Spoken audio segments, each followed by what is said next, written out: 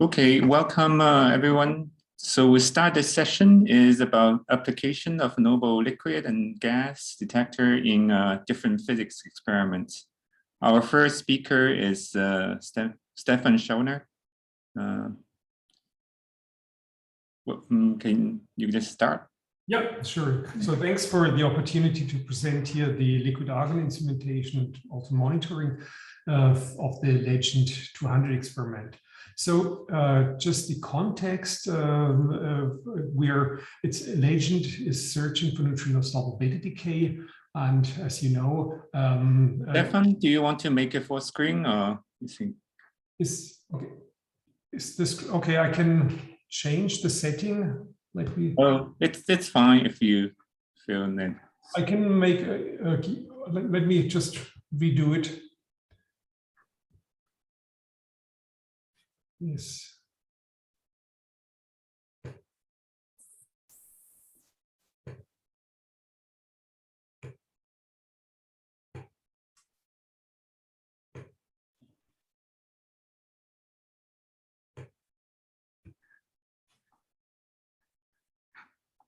I'm nearly there, sorry.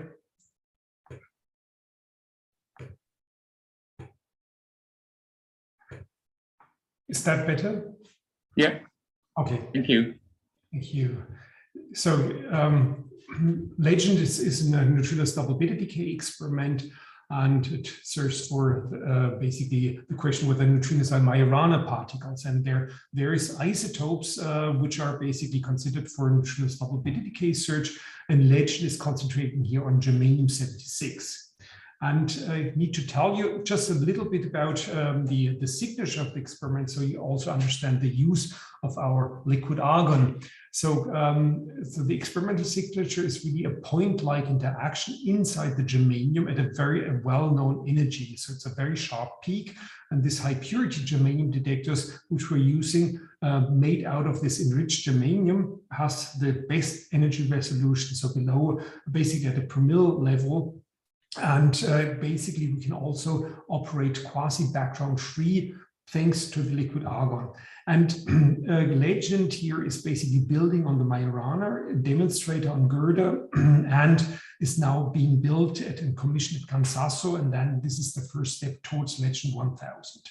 So one other picture on schematics about the germanium detector, the signature. Here's the point-like events, which are signal-like events, which drift.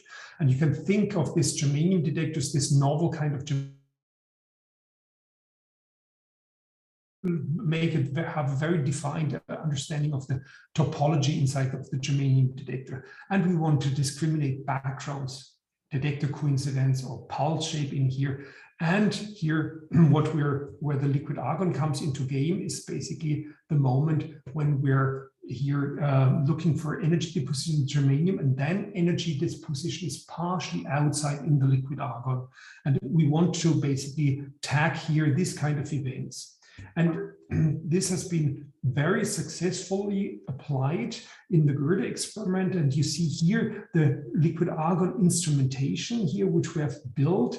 You see here the germanium detectors, which are immersed basically as bare detectors in a large liquid argon tank. Then we have PMTs, we have here fibers, wavelength shifting fibers read out with Cyprians and PMTs at the bottom. And the art in this kind of experiment is really to remove all kinds of backgrounds as far away from your germanium detectors. And so the liquid argon serves basically as a coolant and as a shield. And not only as a passive shield, but as an active shield. So you can also consider this as often kind of an anti-coincidence detector. And this here is just one spectrum, which shows here the low energy spectrum. Here you see the two neutrino spectrum before and after applying the liquid argon instrumentation. And all the Compton scattered events, which you basically see here before the liquid argon veto information is basically removed. You have basically a pure two neutrino beta spectrum, just point-like in the germanium detectors. So this was basically the ingredient for the success of Gerda, which has released the final results last year, which basically succeeded to operate quasi-background free, that is less than 1 count in the region of interest, so the full width half maximum here around Q beta beta. And we succeeded to have here kind of record background low levels in the 10⁻⁴ range in this units counts per kV kilogram in year. And so we say quasi-background free means here something like 0.3 events in the expected in the signal region of ±2 sigma. So in principle, we have shown it is possible, but we also know we can do better. And for Legend 200, we want to improve, and we have to improve the liquid argon instrumentation to stay background free, because we will clearly increase the exposure. How do we do that? And here's basically a rendered drawing of the Legend 200 detector. I just want to emphasize here work and presentations which will happen basically here at the conference about the liquid argon, liquid phase purification by Jaeger-Susel, about optical active material in the liquid argon here by Luis Manzilas on Friday, and improved wavelength shifting reflectors by Gabriela Rausch. And today you heard also the R&D talk about xenon doping by Christoph Vogel. So here, just to give you the dimensions, what we're doing. So the Legend experiment is sited here deep underground at the Gansasso mountain, and we are refurbishing the Gerda infrastructure, but everything inside basically is going to be new. And this is the new array with about 200 kilogram of detector array. So let us jump here how this instrumentation is basically being set up. So we have here this 64 cubic meters of liquid argon, and then we have the germanium detector array here, basically surrounded by 2 barrels. We call them the outer fiber barrel and the inner fiber barrels. And then we have a large wavelength shifting reflector here, the white one, and we have then various instrumentation, the Lama monitor of the liquid argon properties. I will discuss also briefly at the end. So here, just now, our system is the following. So we start here with 128 nanometers of liquid argon scintillation light. Now we basically, on the surface of the fibers, with evaporated TBP as a wavelength shifter, then the blue light basically is absorbed in the wavelength shifting fiber, and a part of that is then guided basically up to the CyPMs and then basically measured here. And otherwise, we've also here the wavelength shifting reflector shifted, TBP coated, and again we cache that here with this with our fibers. The fibers we put very close to the detectors. They must be super clean, and that's the reason we want to move away all kind of CyPMs and PMTs and electronics far away from the germanium detectors. Now, first of all, here, this shows you here the large wavelength shifting reflector here, which has been evaporated in situ in the big tank here. You see here some quality measurements after the preparation of this, and you will hear more details about that also from Gabriela later on this week. So let me give you some details about our wavelength shifting shifters. So these are commercial Saint-Gobain fibers, and each are lengths of 1.4, 1.6 meters, and with something like 20 modules, and they're altogether with something like 4 kilometers of fibers instrumented, and they're read out on both ends with CyPM arrays. And let me show you here the CyPM arrays. Again, here, these are CyPM arrays built and manufactured completely under our control to minimize radioactivity, because they're still close to the germanium detectors. So we start with CyPMs in die from KTEX. We mount them 9 in parallel, basically in a supraseal substrate, which aluminum traces, and then we read them out here differentially and over more than 10 meters of cables, where then only the amplifier comes. So let me also discuss here briefly the instrumentation for the monitoring, which also is, I think, quite innovative, because we really want to measure all the properties in real life. And for that, we have constructed, designed the so-called llama animal, the instrument sitting in the Cryostat, and where we have a triggered liquid argon light source. And then basically we make photon counting. So basically we have here this peripheral CPMs, and basically we trigger a light flash. We know that, we measure that with 3 CPMs. We know how much photons we have produced basically here, and then we basically count them here at these different distances. And for that, we can then derive not only the attenuation lengths, we can also get the timing, the triple lifetime, and we measure the light yield of that directly. So it's just a simple counting, and which makes things much, much easier than if you have to reconstruct basically pulse shapes. Just to show you here, go one back here, some spectral here. This is basically the distribution of the photoelectrons here measured inside here our triggered argon source. And that's here the photoelectron peak here at 60 keV from the gamma. And you see here basically here the start-stop spectrum. So from which you basically can then derive here your time distribution. You see here the triple lifetime just basically simply be fitted here. So all that here, once again, you see here this the rendering. Here's sitting here our llama instrument, and so everything has been instrumented here in December last year. This one is located here at the bottom, and this is a real picture, not a rendering. And we started basically with the liquid argon filling in June this year, and Grzegorz Zusel will talk about results also from the purification and the monitoring during filling. So I don't want to spoil anything of his presentation later on. Let me just give you one picture from our commissioning runs. We are currently basically testing and mounting part of the system in Legend 200, and then basically lowered into our liquid argon, and then do testing, and then we recover it again because we have a lock system in which we bring in things in and out. And you see here just a preliminary photoelectron spectrum here taken here with these devices here. And you see at the bottom and the top are the CPM arrays, and that's just here one photoelectron spectrum here taken with the electronics being outside in the warm, far away from the CPMs more than 10 meters. So this brings me to the conclusion. First of all, this instrumentation builds on Gerda's instrumentation, which worked stable for more than 4 years of data taking. So it enabled us really quasi-background-free search for neutrinous double beta decay. And for Legend 200, this liquid argon detection system is being improved just to maintain the quasi-background-free search within the exposure, which will be then a ton year. In Gerda, we had 100 kilogram year of exposure. Legend 200 will be a ton year, and will profit not only from this instrumentation, but really from the enhanced liquid argon purity, which in Gerda was poor, and not pure, but poor. And we have a dedicated instrumentation to monitor all online the performance. And I would like to stop here and thank you for your and for your questions to come. Yeah. Thanks for the nice talk. Let's go to questions. Leo?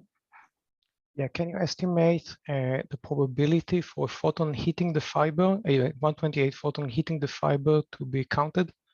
Yes, yes. So we have a full Monte Carlo of that, and reconstruct basically the photon detection probability as a 3D map all around there, and also in between these fibers. So in principle, so the probability is about here 10 to minus 4, sorry, 10 to minus 3, but obviously depends where you start, that the solid angle that you hit your fiber, and then once you hit it, I mean, then you have basically, then it's straightforward to calculate it. So maybe the design is really made such that we really want to avoid any shadowing in this and have a high probability. So maybe the question is also how much energy you have to deposit in the liquid argon to see a single photoelectron on which we trigger basically, or we take as a signal. And this was basically in Gerda, depending on position, at a few tens of keV. Let me just focus the question. Suppose a 128 nanometer photon hits the surface of a fiber. Yes. Okay, so not everywhere inside the liquid argon, but already hitting the fiber. Then what's the probability for its detection? Let me. I can give you the number in the chat. We have just if you want to have the exact numbers, I can give it maybe offline later on. Yes, you will soon see why. Yeah, okay, yeah, let's continue that in the chat. Any other questions? Thanks, Stefan, for the nice talk. Let's move to the next speaker, Leo Arazi. Leo, can you share your screen? Okay, great.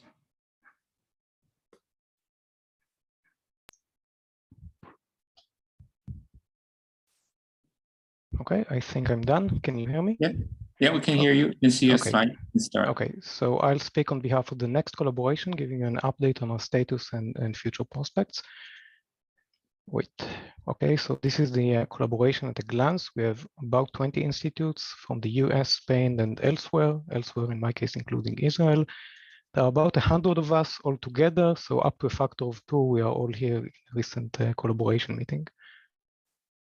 So the challenge of the next generation of neutrino-less double beta decay experiments is to cover the inverted hierarchy band, and this calls for sensitivity to half-lives on the scale of 10 to the 27 to 10 to the 28 years.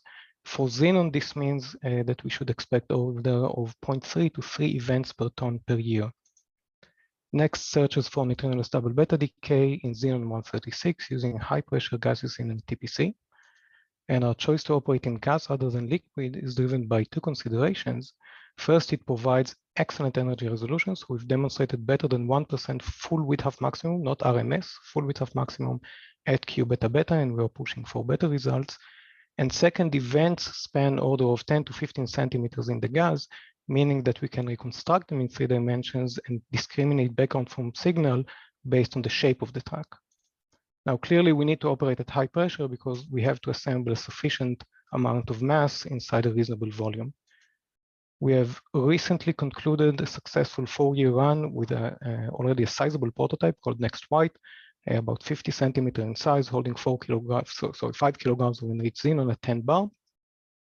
The aim of which was to really demonstrate the technology on a large scale and help us measure the 2 neutrino mode.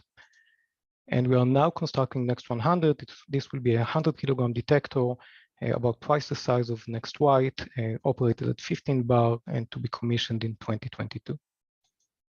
We are operating in Can Frank laboratory in Spain. This is an image rendering of the Next White prototype on the platform with a LED shield castle and the auxiliary systems. I'm going to use Next White as an example for how the TPC works. So this is an asymmetric horizontal TPC full of xenon, again at high pressure.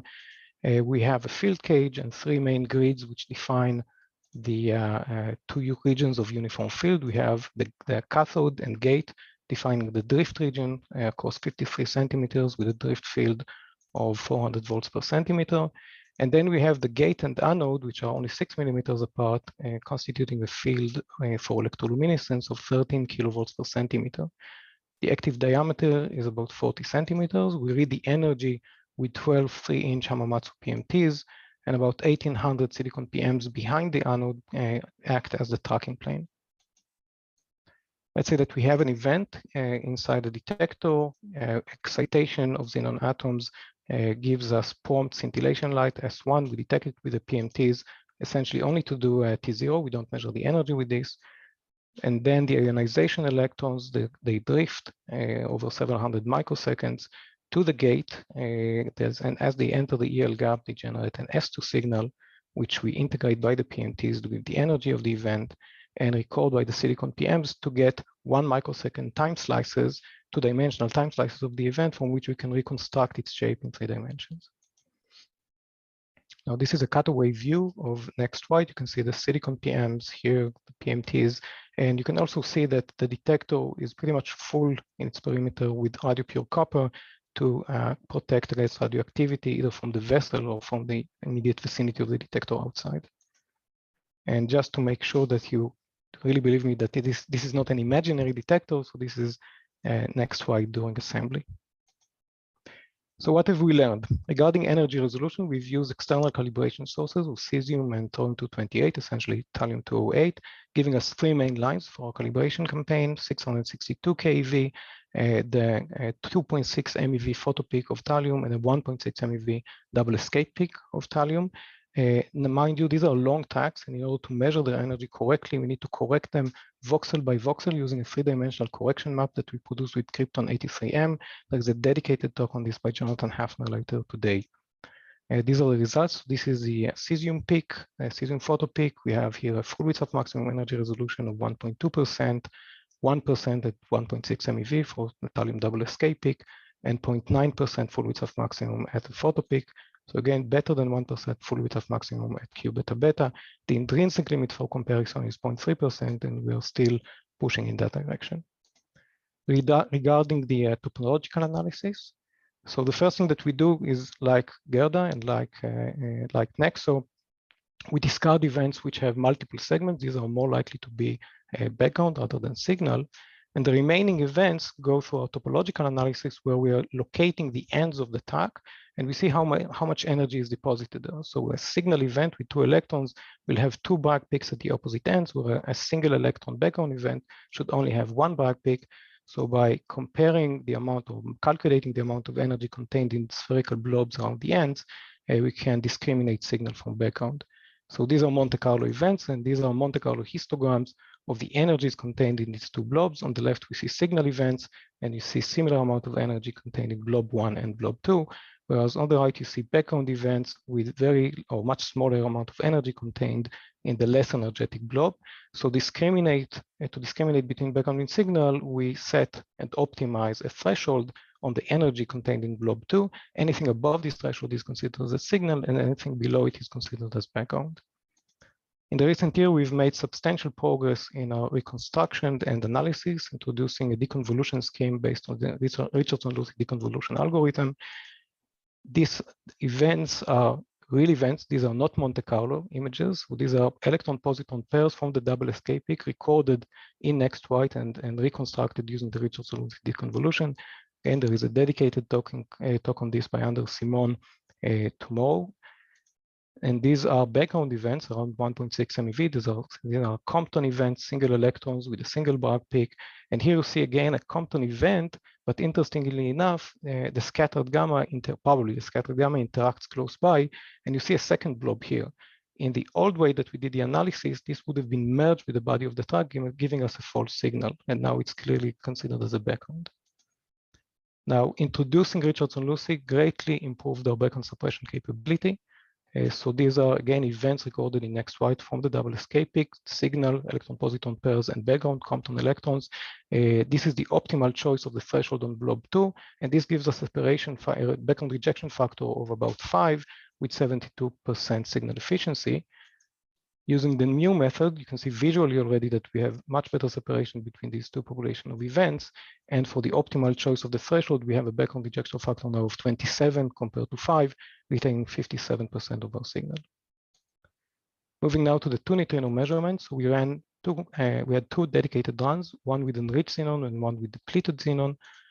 We analyzed the events after passing them through the Richardson-Lucy filter to reduce our background.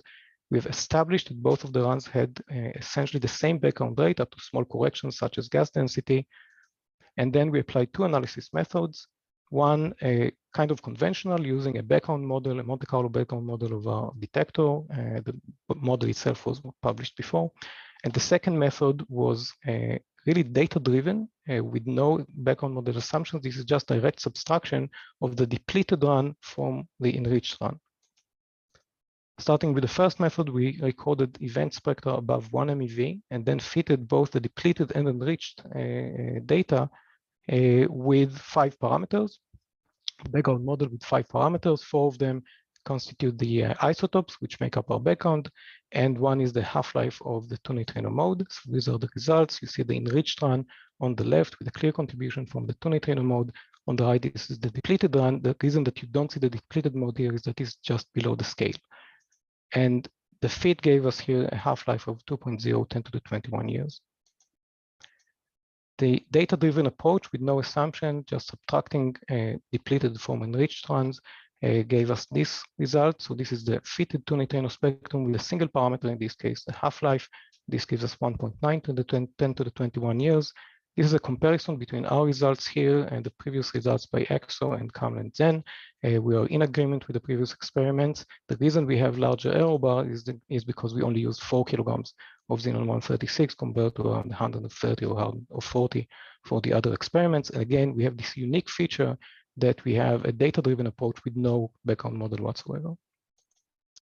This is a real event recorded in X-White. It's a double beta decay candidate at 2 MeV. As I said, we are building now Next 100. The main goal of this exercise will be to demonstrate the technology on a 100 kilogram scale. We don't expect to detect neutrino double beta decay with this.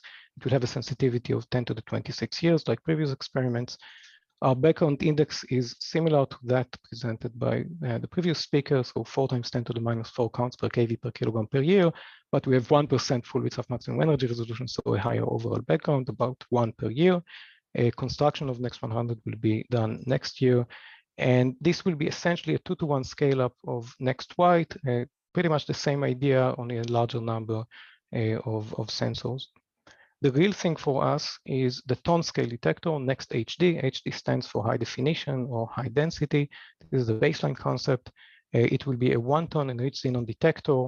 Unlike Next 100, it will be a vertical and bidirectional symmetric TPC. So we have a central cathode in this case. Working in gas, we can allow this. It doesn't burden our background. We'll have 2 identical planes that will do now both tracking and energy with dense arrays. This is why dense comes from. A dense array of radio pure silicon PMs read out by in-vessel electronics. So this will be a new thing. And like Legend, we're going to have a curtain of fibers completely covering the inner barrel and taking signal also away out from the sensitive volume to be read out by dedicated photosensors. This will give us an additional energy of the measurement and also a measurement of S1. We're going to move from pure xenon to a low diffusion gas mixture, most likely xenon helium, order of 85 to 15%. This will further improve our topology by reducing electron diffusion. And with a well-understood background model, we anticipate to have a sensitivity to 10 to the 27 years within an exposure of 3 ton years. This is a very concrete program, and we expect to start building this detector in Canfranc around 2026. Now, parallel to all of this, we have a very aggressive R&D towards incorporating barium tagging in our detector. The key point here is that since we have such a good energy resolution, there is essentially no leakage of 2 neutrino events into our region of interest around Q beta beta. This means that if you can detect the appearance of a single barium plus ion in coincidence with an event with a correct energy at around Q beta beta and at the correct place and correct time, this will essentially take you to a background-free experiment.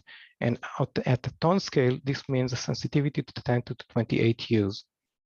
Now, this is not science fiction. This is a very active and very well-funded collaboration-wide R&D across the Atlantic, focusing on the in situ detection of barium. We don't take the barium plus ions out, and we use a special kind of engineered fluorescent molecules for the process. There is a dedicated talk on this by Karen Navarro on Friday.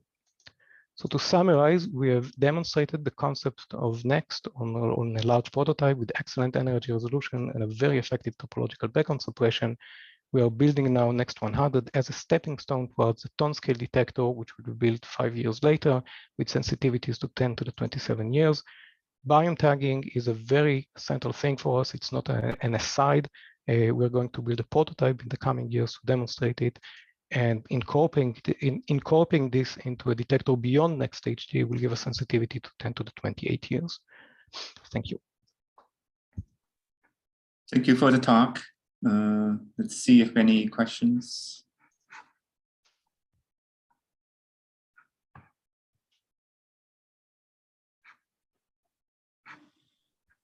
So I have a very quick question. Okay, Stefan, why don't you go ahead? I have a question concerning the electronics for the CyPMs. You said they're going to be inside the Xenon. So, I guess behind the shield, or is it going behind the copper shields? Behind the so copper. we'll have flat cables taking the signals out. So there will be fairly simple ASICs. Okay. We're not trying to overburden the system, so we have already a design and funding to implement this. But again, this will be a new thing because next 100 we take 3,600 lines analog signals out from the TPC, which is a huge thing. So this will be a change. Yes. Okay. Also for Legend 1000, we're considering to have an ASIC inside, but in the moment we're careful trying to keep it out. Everything. No, everything. We'll have 12 centimeters of audio pure copper between the ASICs and the inner volume. Perfect. Thanks. Okay, yeah, thanks. I have a quick question about, you showed one of the real events, yes, double beta decay events. Is that the one that where you try to deblur it, or that's just the raw data? This is after deblurring. Okay, but still beautiful events. Thanks. Yes, this is a real image of a real candidate. So who knows, but it looks like the real thing. Great, thank you. Yeah, let's move on to the next talk. Our next speaker is Paola Ferrario.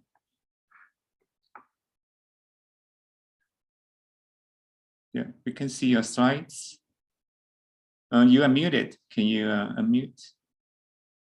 Hi. Okay, yeah, we can hear you now. Okay. So hello, everybody. I'm Paola Ferrario from Donostia International Physics Center in Spain. And I would like to talk to you about the motivation and the status of the Petalo project, which wants to develop a new technology of positron emission tomography based on liquid xenon. So positron emission tomography is a non-invasive technique to scan the interior of the body, specifically the metabolic activity of the body. The principle is very simple. One needs to inject into the patient a molecule of glucose modified with a radioactive isotope, which decays beta plus. So the positron, the emitted positron annihilates with one of the electrons of the body, and 2 gammas of 511 keV are emitted in an almost back-to-back direction. So if one put a detector, a ring of detectors around the patient and detects these 2 gammas in coincidence, a line of response can be reconstructed, and the crossing of many of these lines of response allows one to reconstruct the region where the radio tracer is concentrated. So the applications are several. The most known one is probably cancer detection. In fact, tumoral cells tend to have a higher metabolism, so they are seen as bright spots in positron emission tomography images. If on top of that, on top of detecting the position of the interaction of the gammas, one is able also to measure with high precision the time of arrival of the gammas. This allows one to constrain not only a line of response, but a segment within the line of response. In this way, the reconstruction of the image becomes much simpler, less noisy. It is possible to also to achieve the same quality with much less time, and improves the result for low statistics and when one has bad quality data. So the increase in sensitivity of a PET with time of flight capabilities compared to one that has not time of flight capabilities is basically proportional to the resolution that one has in the time measurements. So Petalo wants to build a PET scanner based on xenon as a scintillator instead of currently used scintillator crystals. We all know the features of xenon as a scintillator. It produces around 3,000 photons at 511 keV. Xenon is very transparent to its own scintillation light. And the idea of Petalo is to use only scintillation. So we are not going to do charge collection. Therefore, the system will be simpler and we avoid electric fields. Also, xenon is a perfect candidate to do excellent time of flight measurements because of the very fast component of the scintillation light, which is 2 nanoseconds. Also, we want to use to detect the scintillation light of xenon, want to use silicon PMs. This is the current solution for most conventional and commercial PETs. Silicon PMs have a lot of advantages. They can be done with a very fine granularity, which is optimal for spatial resolution. They have a fast response, a large gain. They are compatible with magnetic fields, which is important because so one can do a PET scanner and the magnetic resonance at the same time. So the patient doesn't need to be moved and to apply corrections to the images. And an extra benefit is that at the low temperatures of liquid xenon, they have extremely low dark count rate. So the response is also better. So one of the main advantages also of using a liquid scintillator is that one has only one volume instead of several thousands of little crystals, which means lower cost of production, no cracks, less border effects. One volume liquid volume can be continuously purified, and one can have a more homogeneous response all over the place. So for this reason, what we envision as the best application for this technology would be a full body PET. Total body PET means a 2 meter long PET, which covers the full height of an adult person, with a thickness that can be optimized. A few centimeters, 3 centimeters is a good thickness of around the attenuation length of xenon for gammas of 511 kV. We want to cover the external surface with silicon PMs, and the internal surfaces will be covered with a non-reflective material to avoid the reflection and improve spatial resolution. We have done a full Monte Carlo simulation with full optical response, propagation, also sensor response of a full body PET of these characteristics with 6 by 6 millimeter square silicon PM. And we find a resolution in the position of the interaction of the gammas of around 1 millimeter in the 3 coordinates. The energy resolution that we find is around 7–8% full width al maximum in what concerns the pure statistical term of photo counting. If one adds the intrinsic fluctuations of xenon and recombination, we reach an energy resolution of 15%, which is around the values that commercial PET have. And finally, we find an excellent potential for time of flight, finding a coincidence time resolution between 200 and 300 picoseconds, which is also better than most commercial PET. Sorry.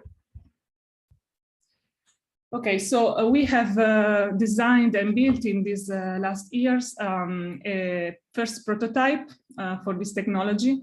It is operating now at IFIC in Valencia.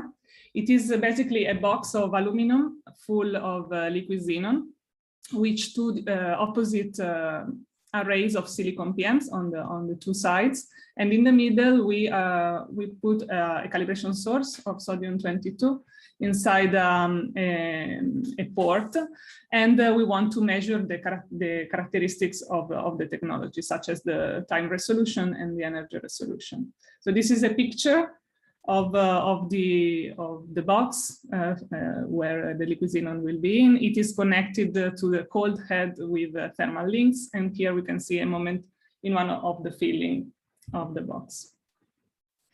So the box is placed inside a vacuum vessel, big enough to host also the second phase of the project, which will be a full ring for thermal isolation. We also use a heat exchanger to improve the efficiency of cooling, and we use a Sumitomo cooler, commercial one. Here you can see the port where the calibration source it is put. Here you can see a schematics of the gas system. We use a hot getter to purify xenon. This is a cryo bottle for the active recovery, and we also have a system for emergency with a recovery tank big enough to host the whole xenon at atmospheric pressure in case of overpressure of the system. Also, you can see here a picture of the array of the silicon PMs that we are using. We want to test different sizes of silicon PM. 6 by 6 millimeter square is a good area for coverage and for simplicity to extract less cables, but also larger silicon PM have larger capacitance, which can worsen the time of flight. So we are also considering using 3 by 3 millimeter square silicon PM. These are from Hamamatsu. They are arrays that have been specifically designed for this application with a pitch that is minimized to increase the fraction of active area. They have a protective window made of quartz, which is very transparent to UV light, and in front of them. We are also considering the possibility of using conventional silicon PMs, which are, of course, cheaper, but this means that we have to use wavelength shifters, which are also a problem in liquid xenon and also will worsen the time of flight because of the fluctuation of the re-emission time of the wavelength shift. So the baseline is using BUV sensitive silicon PMs. As for the electronics, we read the signal of the silicon PMs with 2 ASICs from PET-CIS that digitize the signal. Each one of them takes up to 64 channels, and they have 2 different thresholds that can be configured separately. One for time measurements, very low, and the other one for charge measurement, which can be higher. They are specifically designed for fast time and high rate applications, and they are widely used in the PET community. We are using now for the first prototype 2 of these chips. Also, we have made our own custom feed-throughs that are also constitute the support of the silicon PM boards, optimizing the space. And we use a cryogenic epoxy of high performance that has been able to stand down several cycles down to minus 200 degrees. Finally, you can see here a picture of the electronics that we are using now in the prototype. It is a modular scheme, and we have developed it ourselves to be able to scale it to larger dimensions and future steps of the project. So you can see here the front-end adapter that reads the ASICs. It controls the sensors of the temperature, the silicon PMs, the clock system, and also gives the clock distribution among the chips. After the front-end adapter, we have a data processor that receives the data and connects them to the computer, also receives the configuration for the ASICs, and manages the clock synchronization between the 2 ASICs. So now we have spent the last month assembling and commissioning the detector after long delays due to the global situation. Now we have finally started taking data, and I hope to be able to present the first results soon here or somewhere. Thank you. Thank you for the nice talk. Questions? Fabrice? Yeah, hi, thank you. One thing I actually didn't quite understand, I can't see on your slide 6, is it a single volume that all the silicon PMs see, or you have some kind of segmentation? No, we have a single volume. It is a single volume just with the 2 planes of silicon PMs on one side and the other, and in the middle there is the port for the calibration source, but all the volume is connected. Okay, just to be clear, the silicon PM are on the outside of the cylinder, like on the inner. Are you talking about the prototype or the full body? No, slide 6. Ah, okay. The full body PET. Well, the end. Yeah, so yeah, the silicon PMs are inside the Xenon. So the idea is that they are immersed inside the Xenon. And they follow the cylindrical geometry. Yes. They are on the outside. Yes. Okay. All right. Yeah. Thank you. That's very nice. Thank you. Austin? So yeah, I just had one question about this. To get the line of response, is the plan to use the light intensity to get the position of the interaction in the Xenon? Yeah. Yeah, we are. Sorry. Oh, I was just going to ask, what's the trade-off like between position, like you get timing information, so you get, sorry, I was just gonna ask, yeah, what's the trade-off between only using the light for position versus the time of flight improvement? Well, I mean, you use the light for position because that allows you to reconstruct pretty well, actually, the point of interaction of gammas, because, oh, well, in the two z and phi direction, you can use just charge sharing. For the radial direction, you can use the spread of the charge on the silicon PMs, which is lower more the closer you get to the silicon PMs. So this is, in this way you get a very nice estimation of the position of the gamma. The time it needs to be corrected for this position, because the time that you measure is the convolution of the position where the gamma has interact, and then the scintillation of xenon, the time that the photons take to get to the silicon PMs. So in fact, yeah, I didn't see this 1 millimeter. That's really good. Sorry, I didn't see that value. Okay, great. Looking forward to see our first experimental data. Let's move to the next speaker, is Austin de Saint Croix. You can see your slides now? Yeah, we can hear you. Oh yeah, let me just, my hand's still up. There we go. All right, so thank you for the great talk, Paolo. So my name's Austin de Saint Croix. I'm speaking on behalf of the LOLEX collaboration. That is the light-only liquid xenon experiment. And today I'll be talking about the physics goals of LOLEX and a brief look at our first liquid xenon data. Our collaboration consists of these 6 groups, all in Canada, other than the folks at INFN who are helping out with the DAQ system. So LOLEX is a small, pretty small experiment. The scale is shown here on the right. We're using a single phase liquid xenon experiment operating at 0 applied electric field. And our major design focus is high-speed timing, specifically in the how we design the electronics. The main physics goals are to measure Cherenkov and scintillation yields, study prompt light characteristics, and also study external crosstalk in silicon PMs. So the experiment is kind of broken into 3 phases. Phase 1, which we are in right now, is using optical filters to do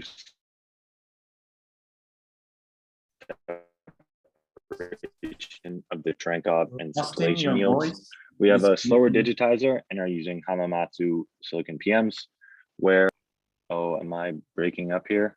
Yeah, maybe you can turn up video, see if it's oh better. Man, sorry. Is this better?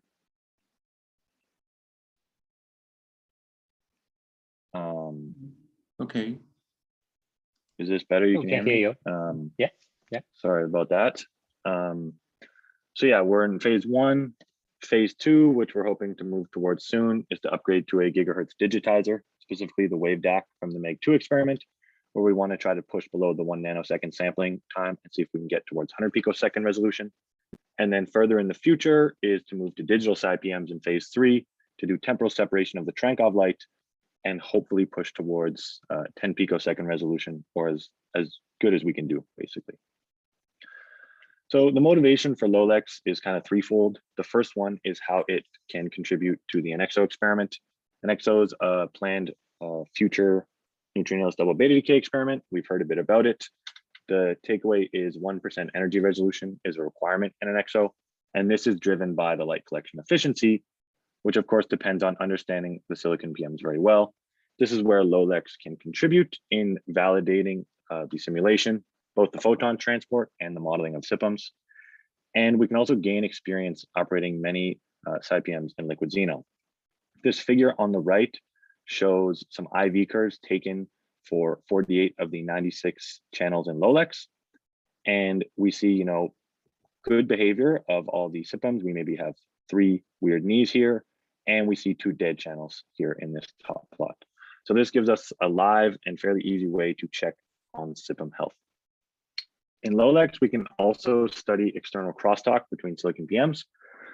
By external crosstalk, I mean when there's a charge avalanche in one septum, so shown here as this star, there's IR photons produced, which will travel throughout the detector, and these can trigger other silicon PMs. And so this acts as correlated noise, but it's across channels, which can kind of mimic a scintillation signal. So this needs to be understood. So this is relevant for experiments with large arrays of septums, specifically dark side, dune, and even SPC. The second motivation of LOLEX is to study Cherenkov light. I don't think I need to tell everyone that Cherenkov light's very prompt. It's broadband, and there's only a slight directionality in Xenon because of the beta scattering, and it has a very weak yield. The applications of this, as we just heard about, is for one application is time of flight in nuclear medical imaging.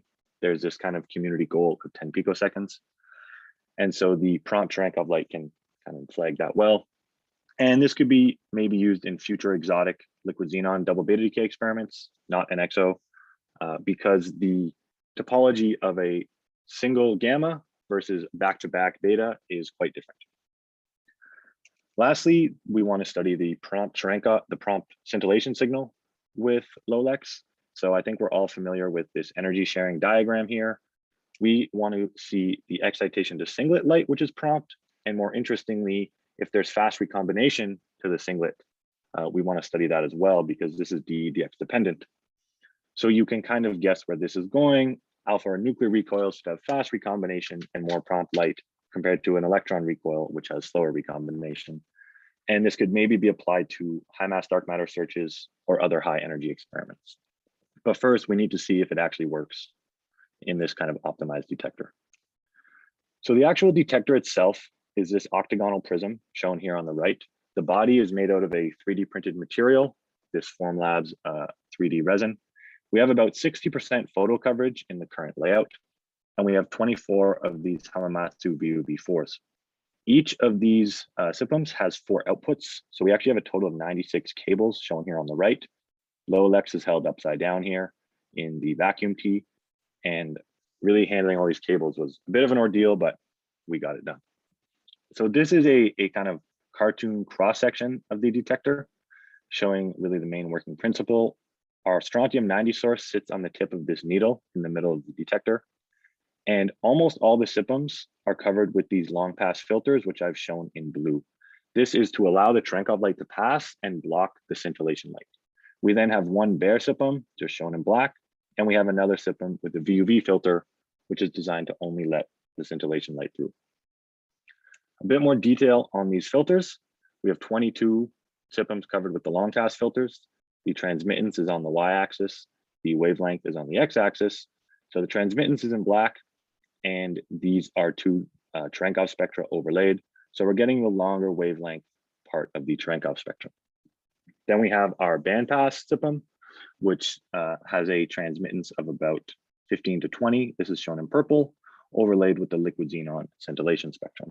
And lastly, we have a bare septum, which sees everything.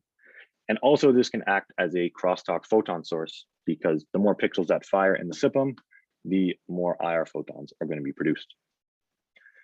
So the expectation from these septums, oh, sorry, we have 30 digitized channels, but the expectation from these septums when we, here we go, when we put it into the simulation, kind of looks like this. We're using preliminary optical data, and we put the number of photons in the long pass channel on the y-axis. So this is the filtered septums, and the bare septum on the x-axis. And basically, as we go up in energy, as we move along in x, we see more light in the long pass septums, which is basically the Cherenkov signal kind of turning on. So the actual cryostat lives at McGill. This is the liquid xenon handling system on the left, DAQ on the right, LOLEX lives in the middle, sits in the inner volume on top of this cold head. This is our cabling feed through at the top, and this is me ecstatic to install the DAQ. A bit of information on the DAQ. All our electronics are outside the cryostat. The amplifier bandwidth is DC to 2 gigahertz for our future timing goals. And our phase 1 digitizer is a bit slower. It's a 16 nanosecond sampling rate. So we took liquid xenon data this June. The goals were to take our first data, learn about the cryostat, and achieve uniform septum operation, specifically in setting our over voltages. and then visit our physics goals. This is a screenshot of our temperature readout. And so looking at the actual data, these are some raw pulses. So on the left, this is from channel 0, which is a bare septum, which shows one of these big pulses with the small single PE pulses after it. And channel 6 on the right is a summed long pass channel. We sum the long pass channels because they see less light, with a 4 or 5 PE pulse and a 1 PE pulse here. If we integrate these pulses, we can build our charge distribution. So when I say PE, I'm just talking about a photoelectron or 1 pixel firing. So if we integrate these pulses, we see our 1 PE peak, 2 PE peak, 3 PE peak, etc. And we define our PE resolution as the difference between the 1 and the 2 PE peak divided by their Gaussian widths added in quadrature. Now the original design goals for LOLEX was to have this value around 10. We do have one outlier due to a voltage mismatch, but other than that, our detector average for the PE resolution is 9. And this is the median channel shown here. So we were successful in this kind of photon resolution goal. Zooming out on this plot, and normalizing the x-axis by the PE charge, we're comparing this same channel 15, which sees up to 40 PE, compared to the bare channel in red, which sees much more light, which isn't very surprising. And we still see this PE resolution here below 10. So next, if we're looking at all the light in just the bare septum. So this is the data from the 5-volt data set in blue, and the simulation is shown in red. The shape does match well at high energy, but there's definitely a mismatch at lower energy.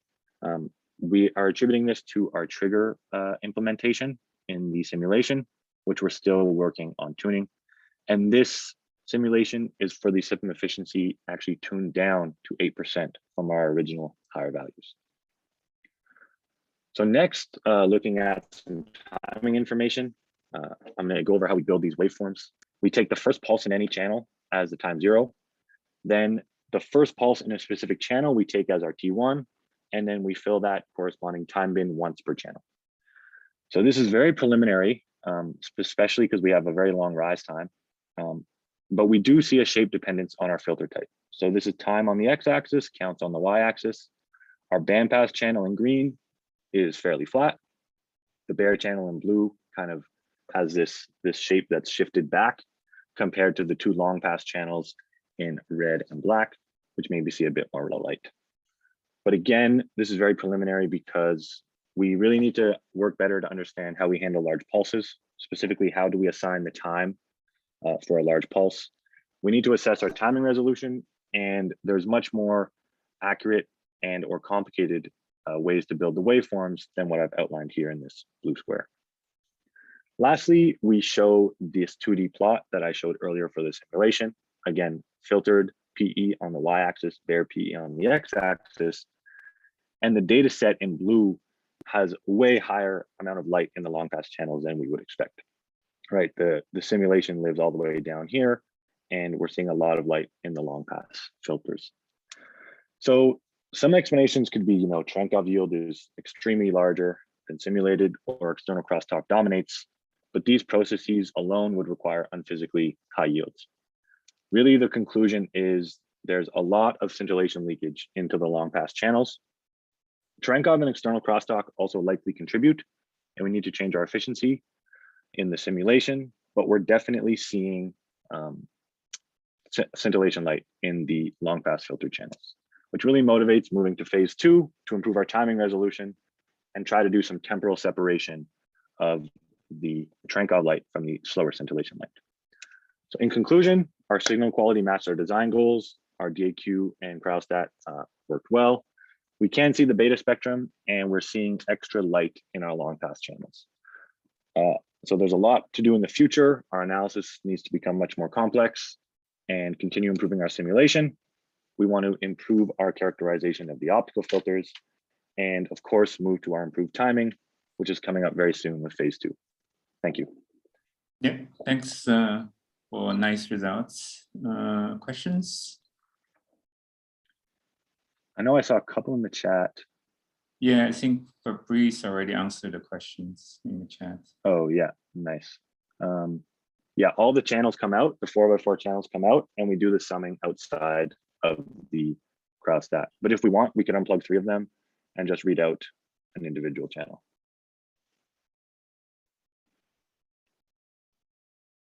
Okay, thanks for the nice talk. Let's move on to our next speaker, Alejandro Ramirez.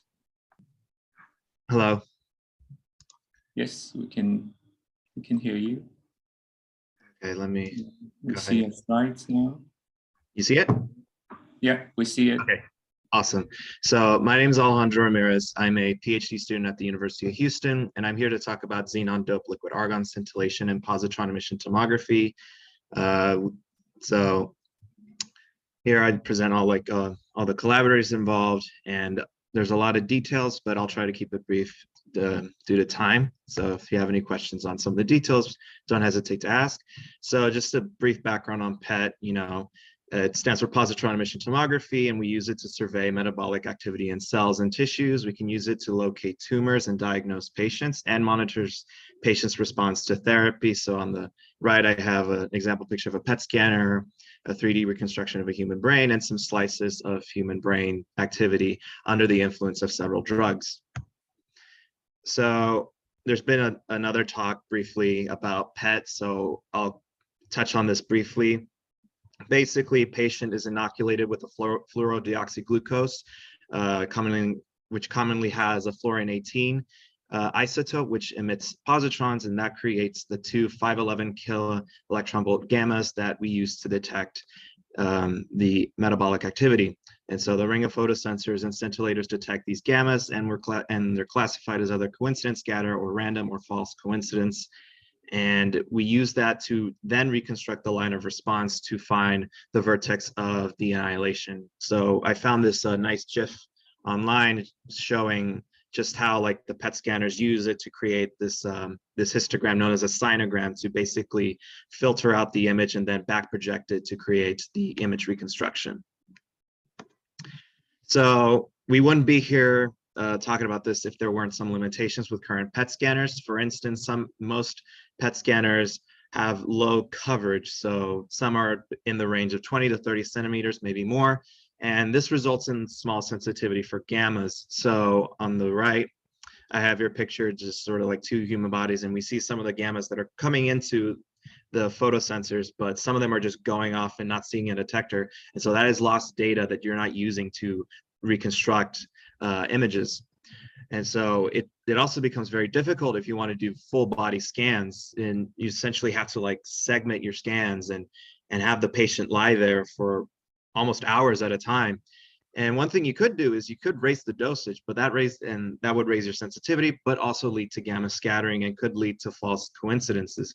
And typically the imaging scan lasts around 30 to 35 minutes, with some newer ones getting that number a little bit down.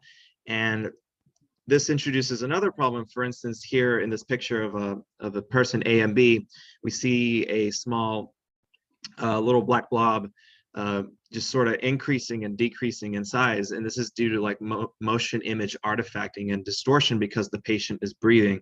So having a patient sit under there for 30 to 35 minutes can lead to all sorts of issues with your imaging reconstruction. So why is sensitivity such a big deal? So this is a video I have here of I believe the world's first full body scanner that's working right now at UC Davis, so known as the Explorer.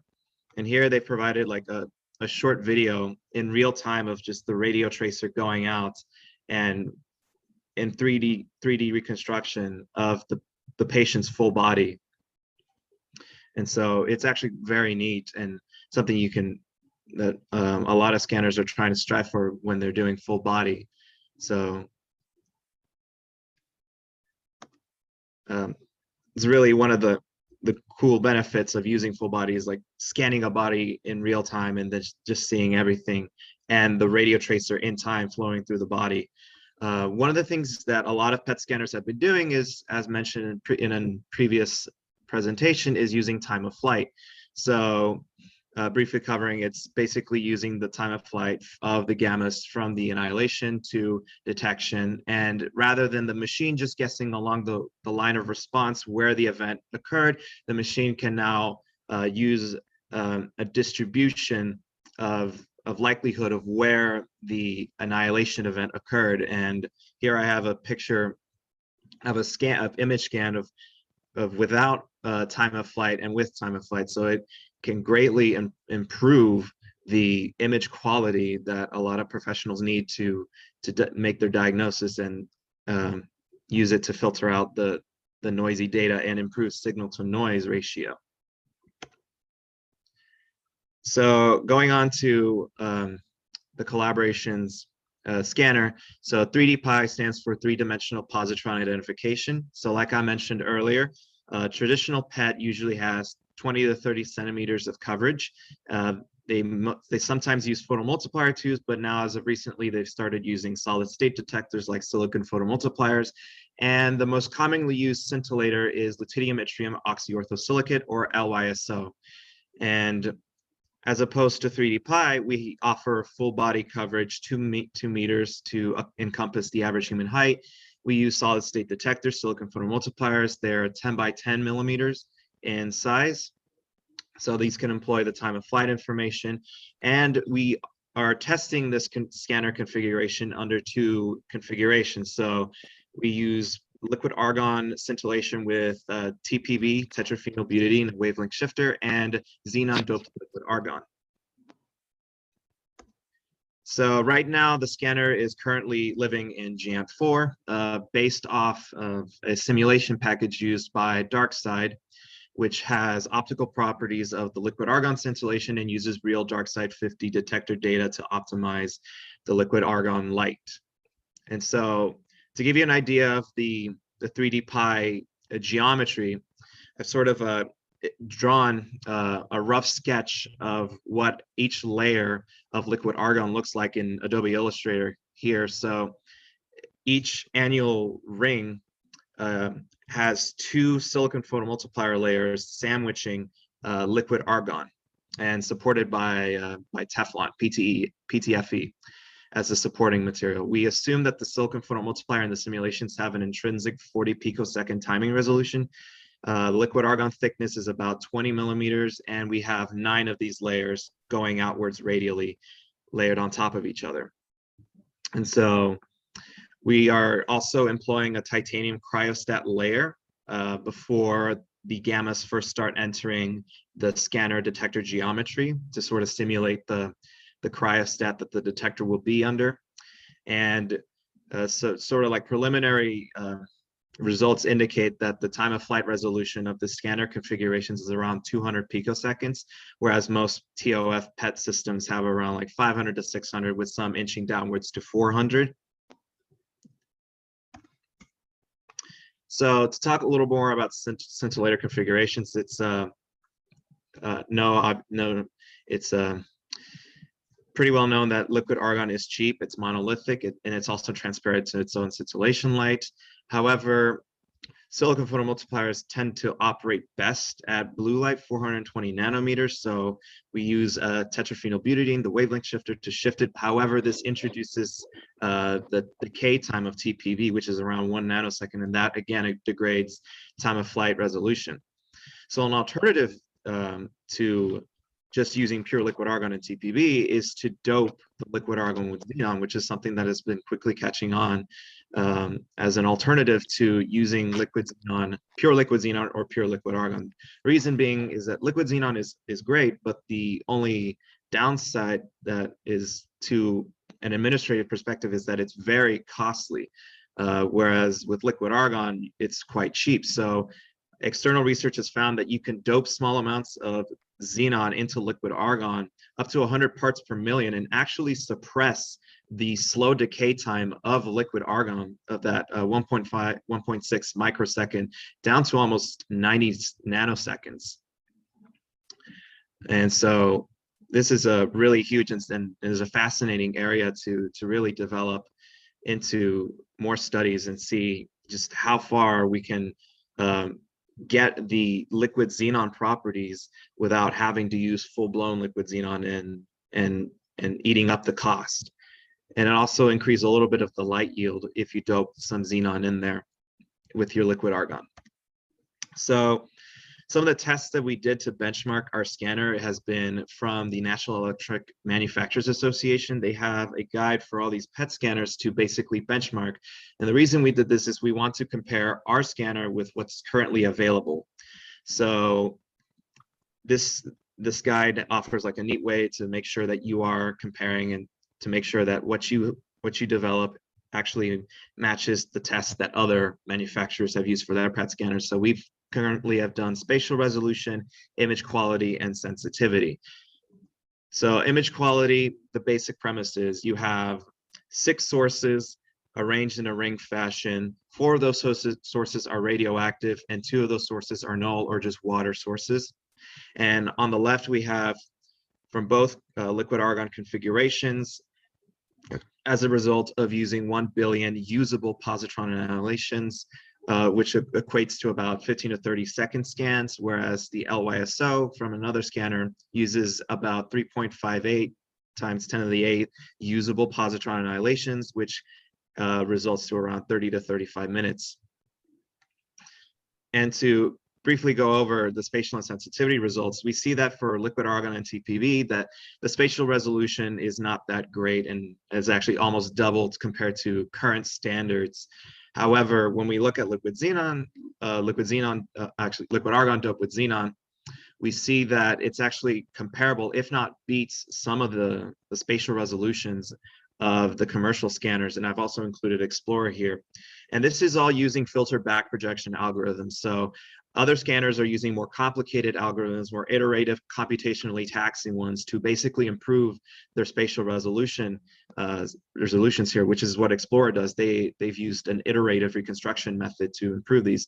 So if we're able to get these numbers and almost match the commercials, the next step would be to employ an iterative reconstruction method to further improve the spatial resolution of our scanner.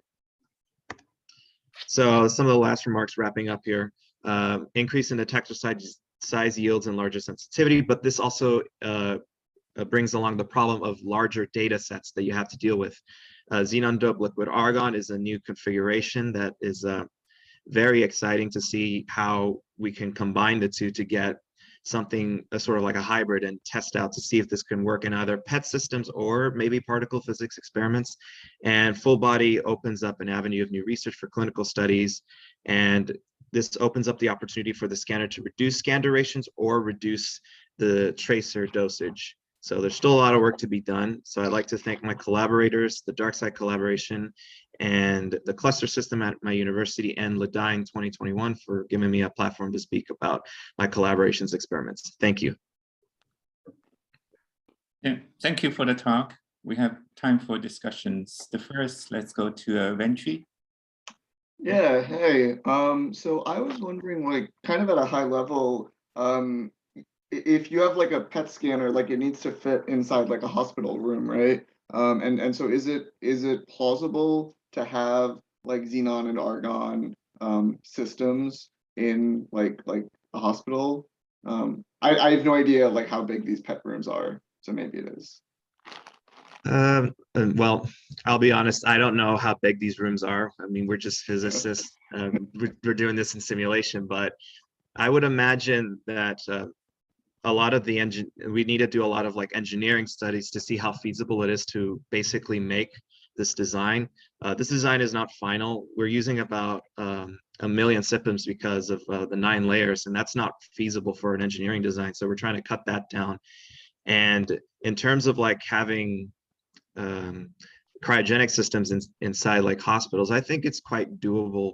I think if we look at like MRI machines, you know, they have to cool those magnets down using some cryogenic systems, I believe. So if they're able to do it with MRI systems, I don't see any problems of them doing it with PET scanners. Cool, thanks. Okay, Paola. Yeah, so I was curious about the sensitivity, which I didn't read. How does it compare with the current PET scanners? Because liquid argon has a much lower density, right? So you have much less interactions. How does that compare? So in terms of sensitivity, we see a larger increase because we have the larger full body perspective, whereas other scanners only cover a small portion. And we also have 9 layers that we've basically layered on top of each other. So each layer has about 20 millimeters of liquid argon.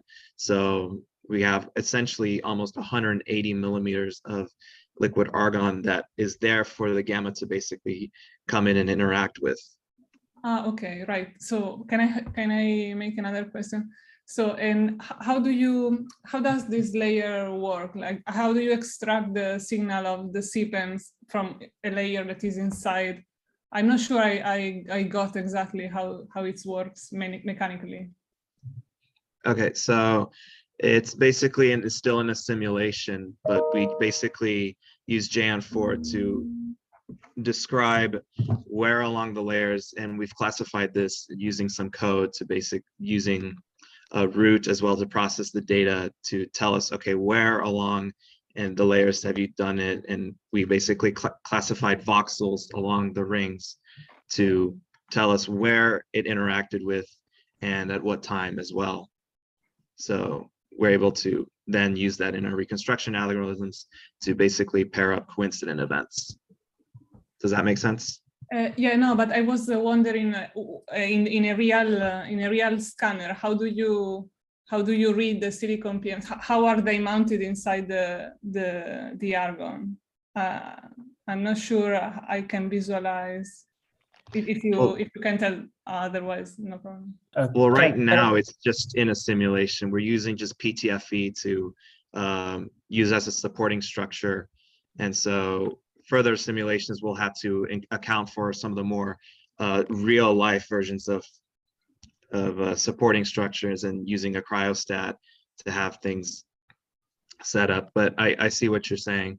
But right now it's just PTFE supporting the silicon photomultipliers, and then the liquid argon is sandwiched between the septums and between both layers of septums.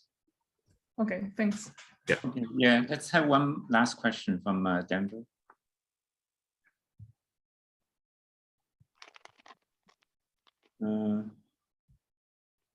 Denver, are you speaking?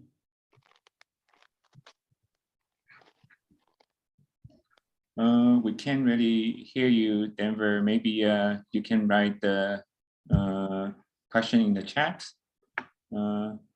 Alejandro, thanks. Let's move to the next speaker, Roger Romani. Hi, thanks. Let me share. Yeah, we can hear you. Share screen. Slides. Yeah, we see slides now. Great. Yep. So I'm Roger Romani. I'm a grad student here at UC Berkeley, and I'm here to talk about Herald, which is a new superfluid liquid helium-based light dark matter detector. So Herald's part of a larger collaboration called kind of both the SPICE Herald collaboration and the Tesseract collaboration. We're a growing collaboration made of about 30 to 40 people from 8 institutions. And I should mention that Herald is only one aspect of what we do. We also, in addition to liquid helium work, are investigating gallium arsenide and sapphire as well. So let me start out here with kind of what I see as the landscape of direct detection. I assume no one needs to hear about what dark matter is or why we should care about it, but I will kind of classify kind of current work in direct detection as pushing in 2 major directions. One is towards smaller and smaller cross sections, kind of at relatively high mass, and this is where, at least traditionally, the liquid nobles really shine. So large detectors, low backgrounds, and whatnot. The other main direction is slightly newer, perhaps, and it's where phonon-based searches, usually in semiconductors, are really coming into the fore. Here, you use smaller detectors, so you're probing less small cross sections, but you have really small thresholds, so you're able to look for lighter and lighter dark matter.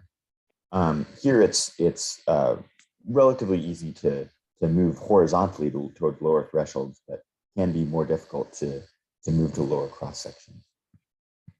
So helium, which is the detection medium we're interested in, is kind of an answer to to this challenge of how do you make a dark matter detector that's both good at looking for light dark matter and is relatively easy to scale up in mass and therefore exposure, looking for lower and lower cross sections. So it has a number of advantages. One is that it's a light nucleus, so it's well kinematically matched towards light dark matter. And it has a number of readout techniques that allow us to reach relatively low thresholds. Of course, it does this while still being a liquid noble, meaning that it's relatively easy to scale up to larger masses. And in our case, that it's naturally radio pure. Helium, of course, isn't radioactive, and any contaminants at the low temperatures at which we would do these experiments would naturally fall out. Finally, on the liquid noble front, it has a number of different channels. So you can do NR, ER discrimination, reading out these different channels.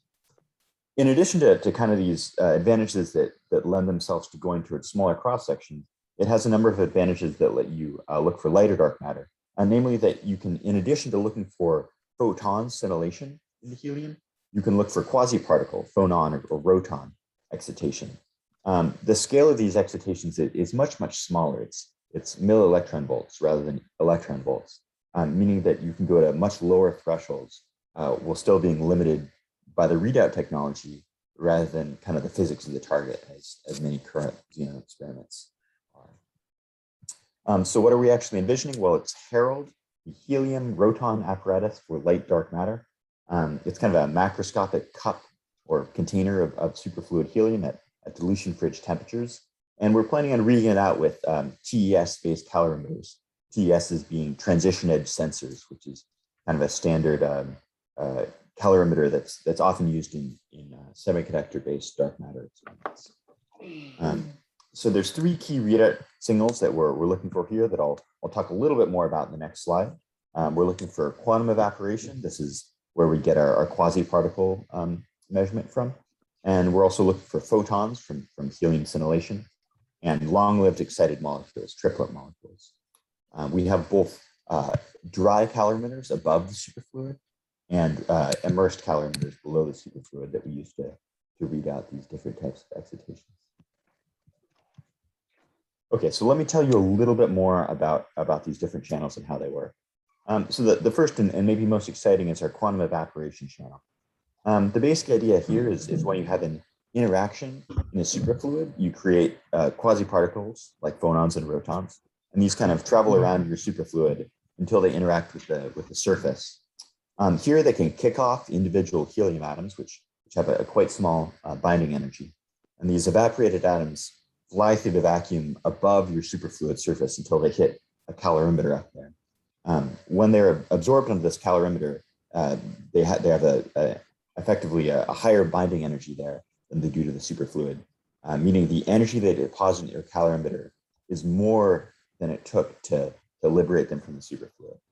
So this is effectively an energy gain. I know this sounds somewhat esoteric, especially given we're mostly interested in light yield in liquid nobles, but I will mention this has been done before by the Heron collaboration. They were looking for solar neutrinos in the 90s. You're seeing one of their events here at the top right. This is a single and a calorimeter, and you're seeing pulses from both a scintillation from an event and from an evaporation. So this is the evaporated atoms hitting their calorimeter above the surface. All right, so in addition to quantum evaporation, we're looking for singlet photons. These are relatively easy to detect with calorimeters because we have good energy resolution. And we're also looking for triplet molecules. These are long-lived excited states that travel ballistically through a superfluid. And when they hit an immersed calorimeter, they kind of relax on the surface, leaving behind energy. I'll also mention that members of our collaboration have not only demonstrated that you can detect these with immersed TESs and superfluids, but that you can discriminate them from photons. So why do we have these three channels? Well, one of the reasons is that by looking at these three channels, you can do nuclear recoil, electron recoil discrimination, as especially the nuclear recoil energy partitions mostly into your quasi-particle chain.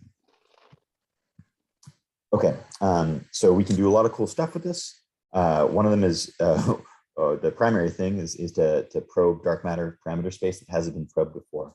This is kind of a standard exclusion plot you're seeing here with some projected limits. This first solid line I'll mention is kind of shovel-ready technology. We have everything we need to do to build this, and we're in the process of putting it together essentially. So this should allow us to probe into to new parameter space, which would be very exciting. I'll also mention that for relatively modest gains in terms of both exposure and in terms of threshold, that we should be able to probe close to the neutrino floor and advance towards very light dark matter masses that will probe through nuclear recoil direct detection. And we have paths to advance in both these directions.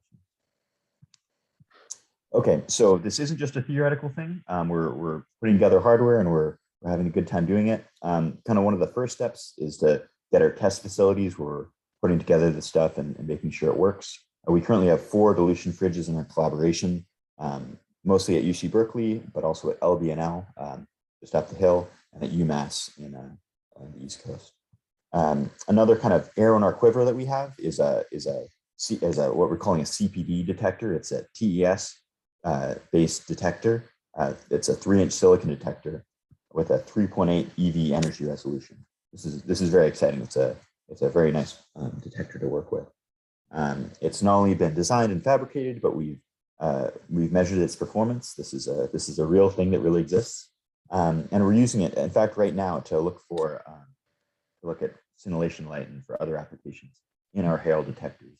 This is on your right. You're seeing 2 of these detectors looking at kind of a hexagonal volume of helium.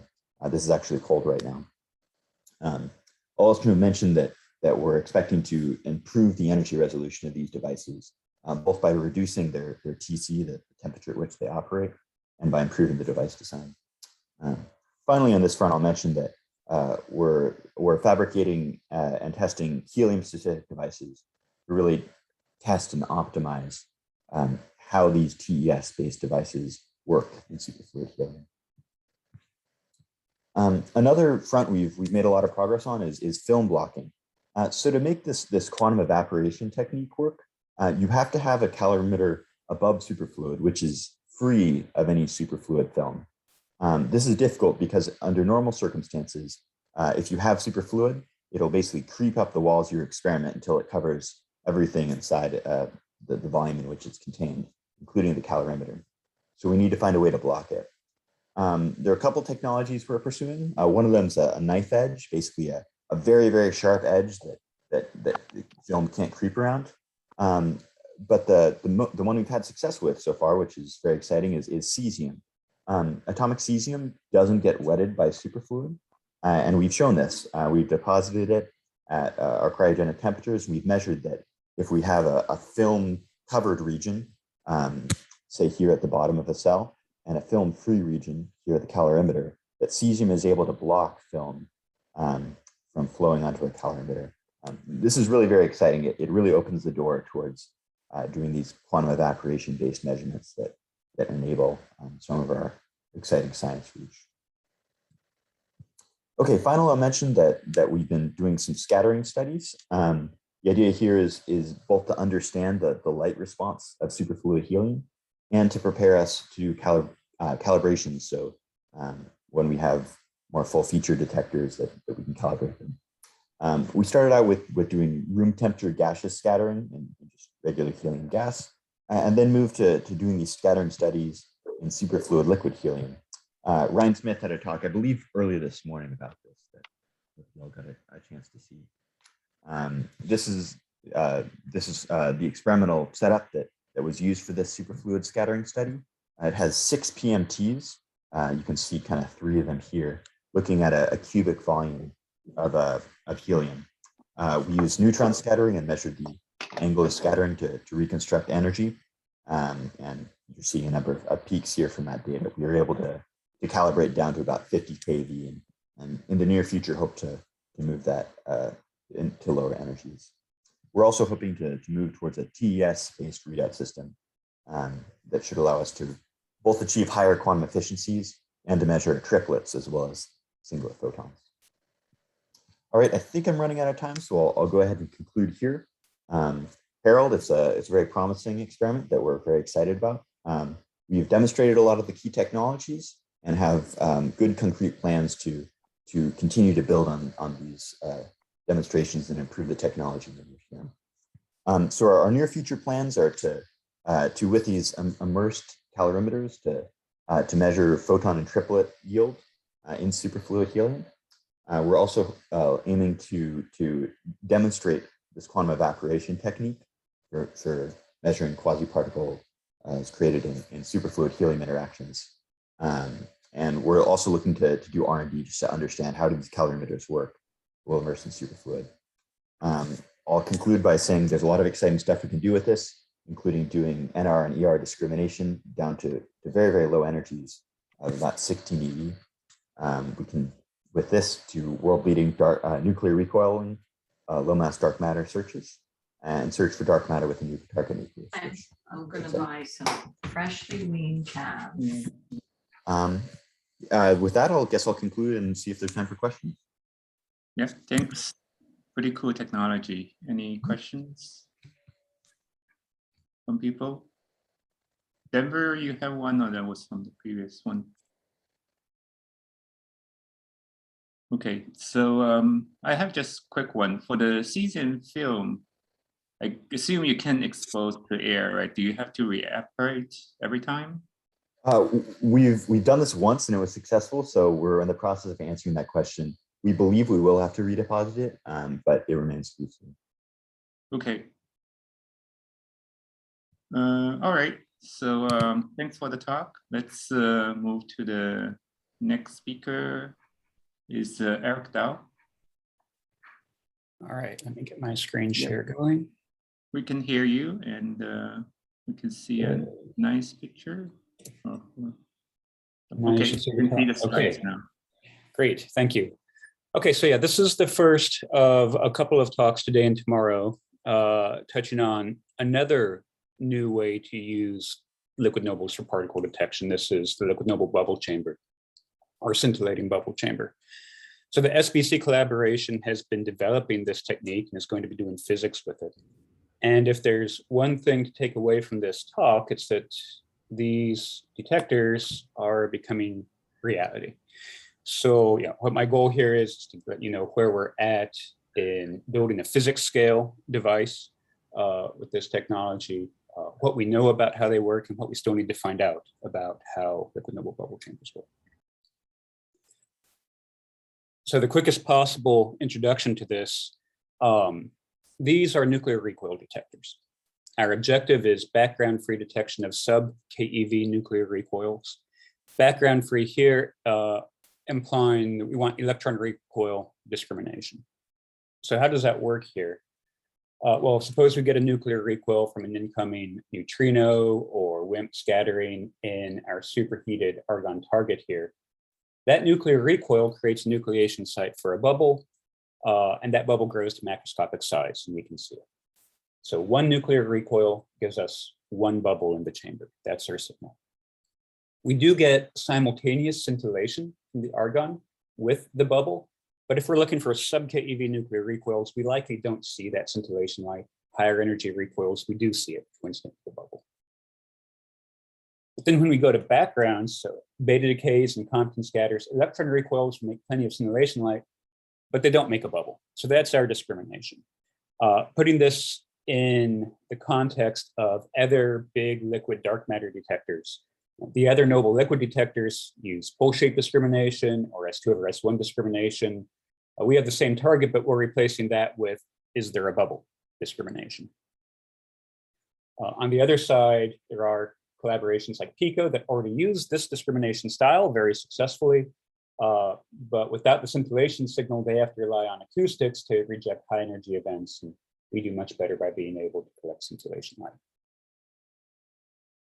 So that's what this is. Why is it worth investigating? It comes down to threshold, and not necessarily your detection threshold, but rather your discrimination threshold.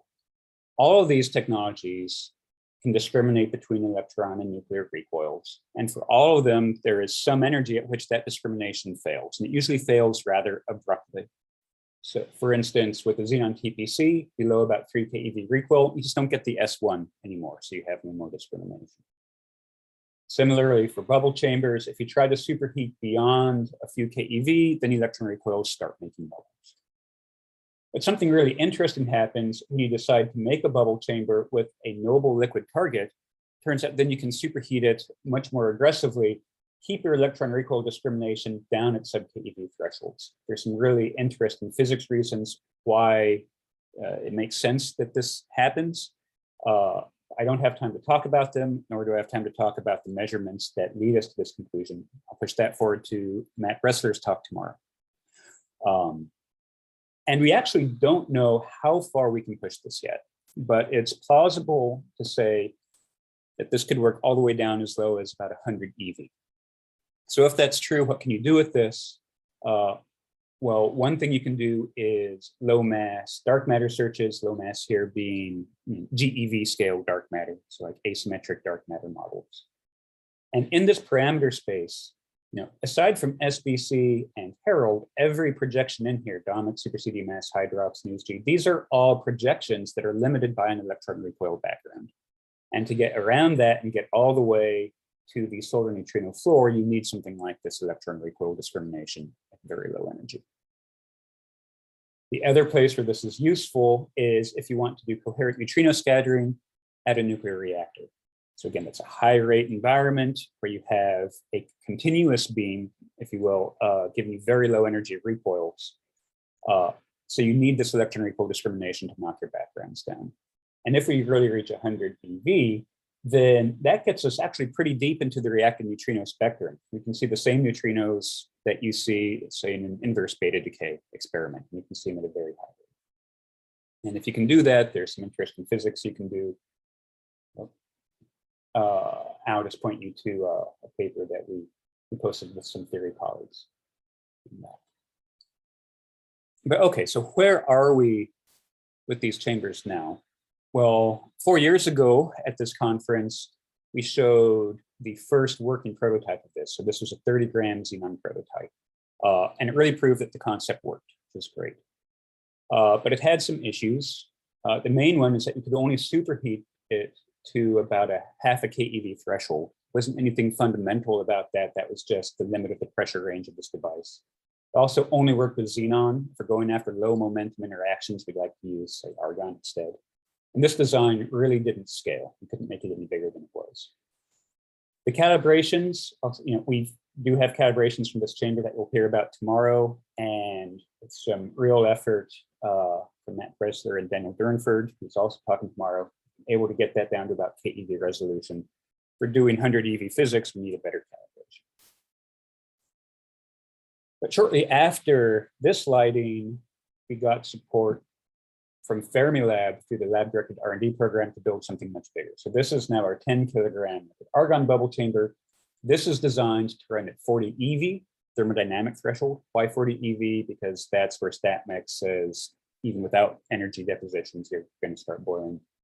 The primary target we plan for this is with Argon, although with the same device you could do Xenon, or nitrogen or CF4. This design scales to the size you would need to reach the neutrino floor. And the purpose of this LDRD experiment is precisely to explore our low threshold operation. And can you calibrate the nuclear recoil response with about 10 EV resolution? So in 4 years, we got from 30 grams to a physics scale device. I'm extremely pleased with that, and especially given the last year and a half. And there are really just two things that have made that remotely possible. Most important one is that shortly after we got the support from Fermilab, the SBC collaboration formed. And we've had some really fantastic work from grad students and postdocs helping to build this chamber. And I'll try to call out their contributions as we go forward here.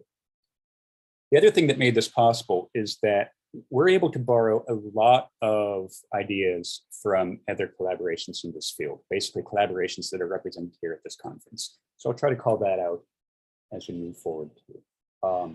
So let's just look at some good pictures of where we're at. starting with the target. So this is our superheated argon target. It's housed between two fused silica jars, which you see here. So this is where the superheated argon goes. And this inner jar actually rides up and down. That's the piston that changes the pressure of the argon to take it in and out of the superheated state. These aren't the actual jars we're going to use. These are our spare jars where we did this mock setup. The real ones are in a clean room somewhere.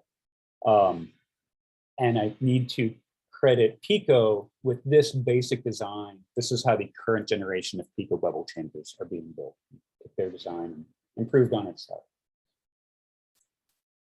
So just like Pico, these jars sit inside a pressure vessel surrounded by another stable fluid that just serves to balance the pressure across the jar, because the jar can't handle the pressures that we're using here. For us, that looks like this. Here's our pressure vessel. And then unlike Pico, this is a cryogenic bubble chamber, so it sits inside a vacuum jacket that you see here. Now, since they're cryogenic, how do we do our temperature control? What we use are liquid nitrogen thermosiphons, and those are perfect for us because they allow us to deliver the cooling right where we need it.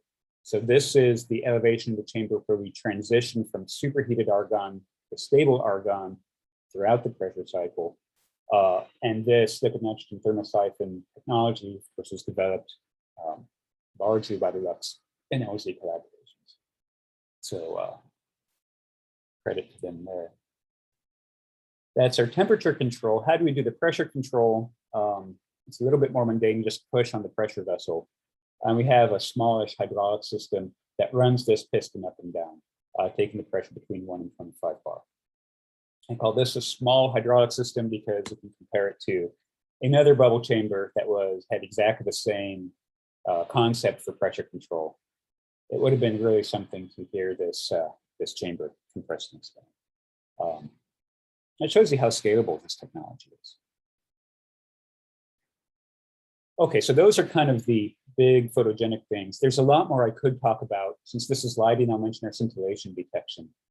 So first off, we do dope the argon with xenon. We have to, so that the scintillation light can get out of the fused silica jars to our photosensors, silicon PMs, that live inside the CF4. We have run these inside pressurized CF4. You see they're working very nicely. They're working very nicely because we've gotten a tremendous amount of help from the Triumph group, just heard about from Austin earlier. We're using the Hamamatsu VUV4s right now, and as we're giving credit, now everybody is doing xenon doping. 4 years ago, I think it was a little more novel idea. At least for us, it was new, and it was really the Ulrich group at TUN that convinced us this was the right way to go. So with these silicon PMs, we expect to see about 1 photon detected for every 5 keV nuclear recoil in the liquid argon. So that's our veto threshold for high energy events. Interestingly, the liquid CF4 also scintillates. So we're putting some silicon PMs out here also. We're still characterizing how well it scintillates.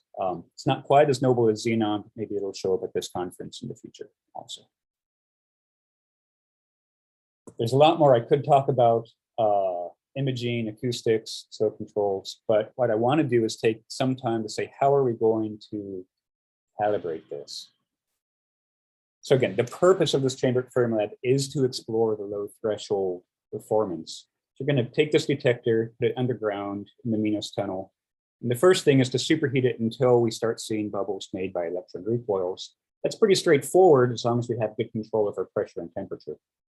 And then once we've identified that operating condition, then we need to measure what energy nuclear recoils actually make bubbles in those conditions. And this gets to be like the challenges we faced in Pico calibrating bubble chambers. It's hard because we get a binary signal. A recoil either makes a bubble or it doesn't, because again, this is all below our scintillation detection threshold. And we're also rate limited. We can only get about 1,000 bubbles a day. But on the other hand, we have some advantages in the bubble chamber.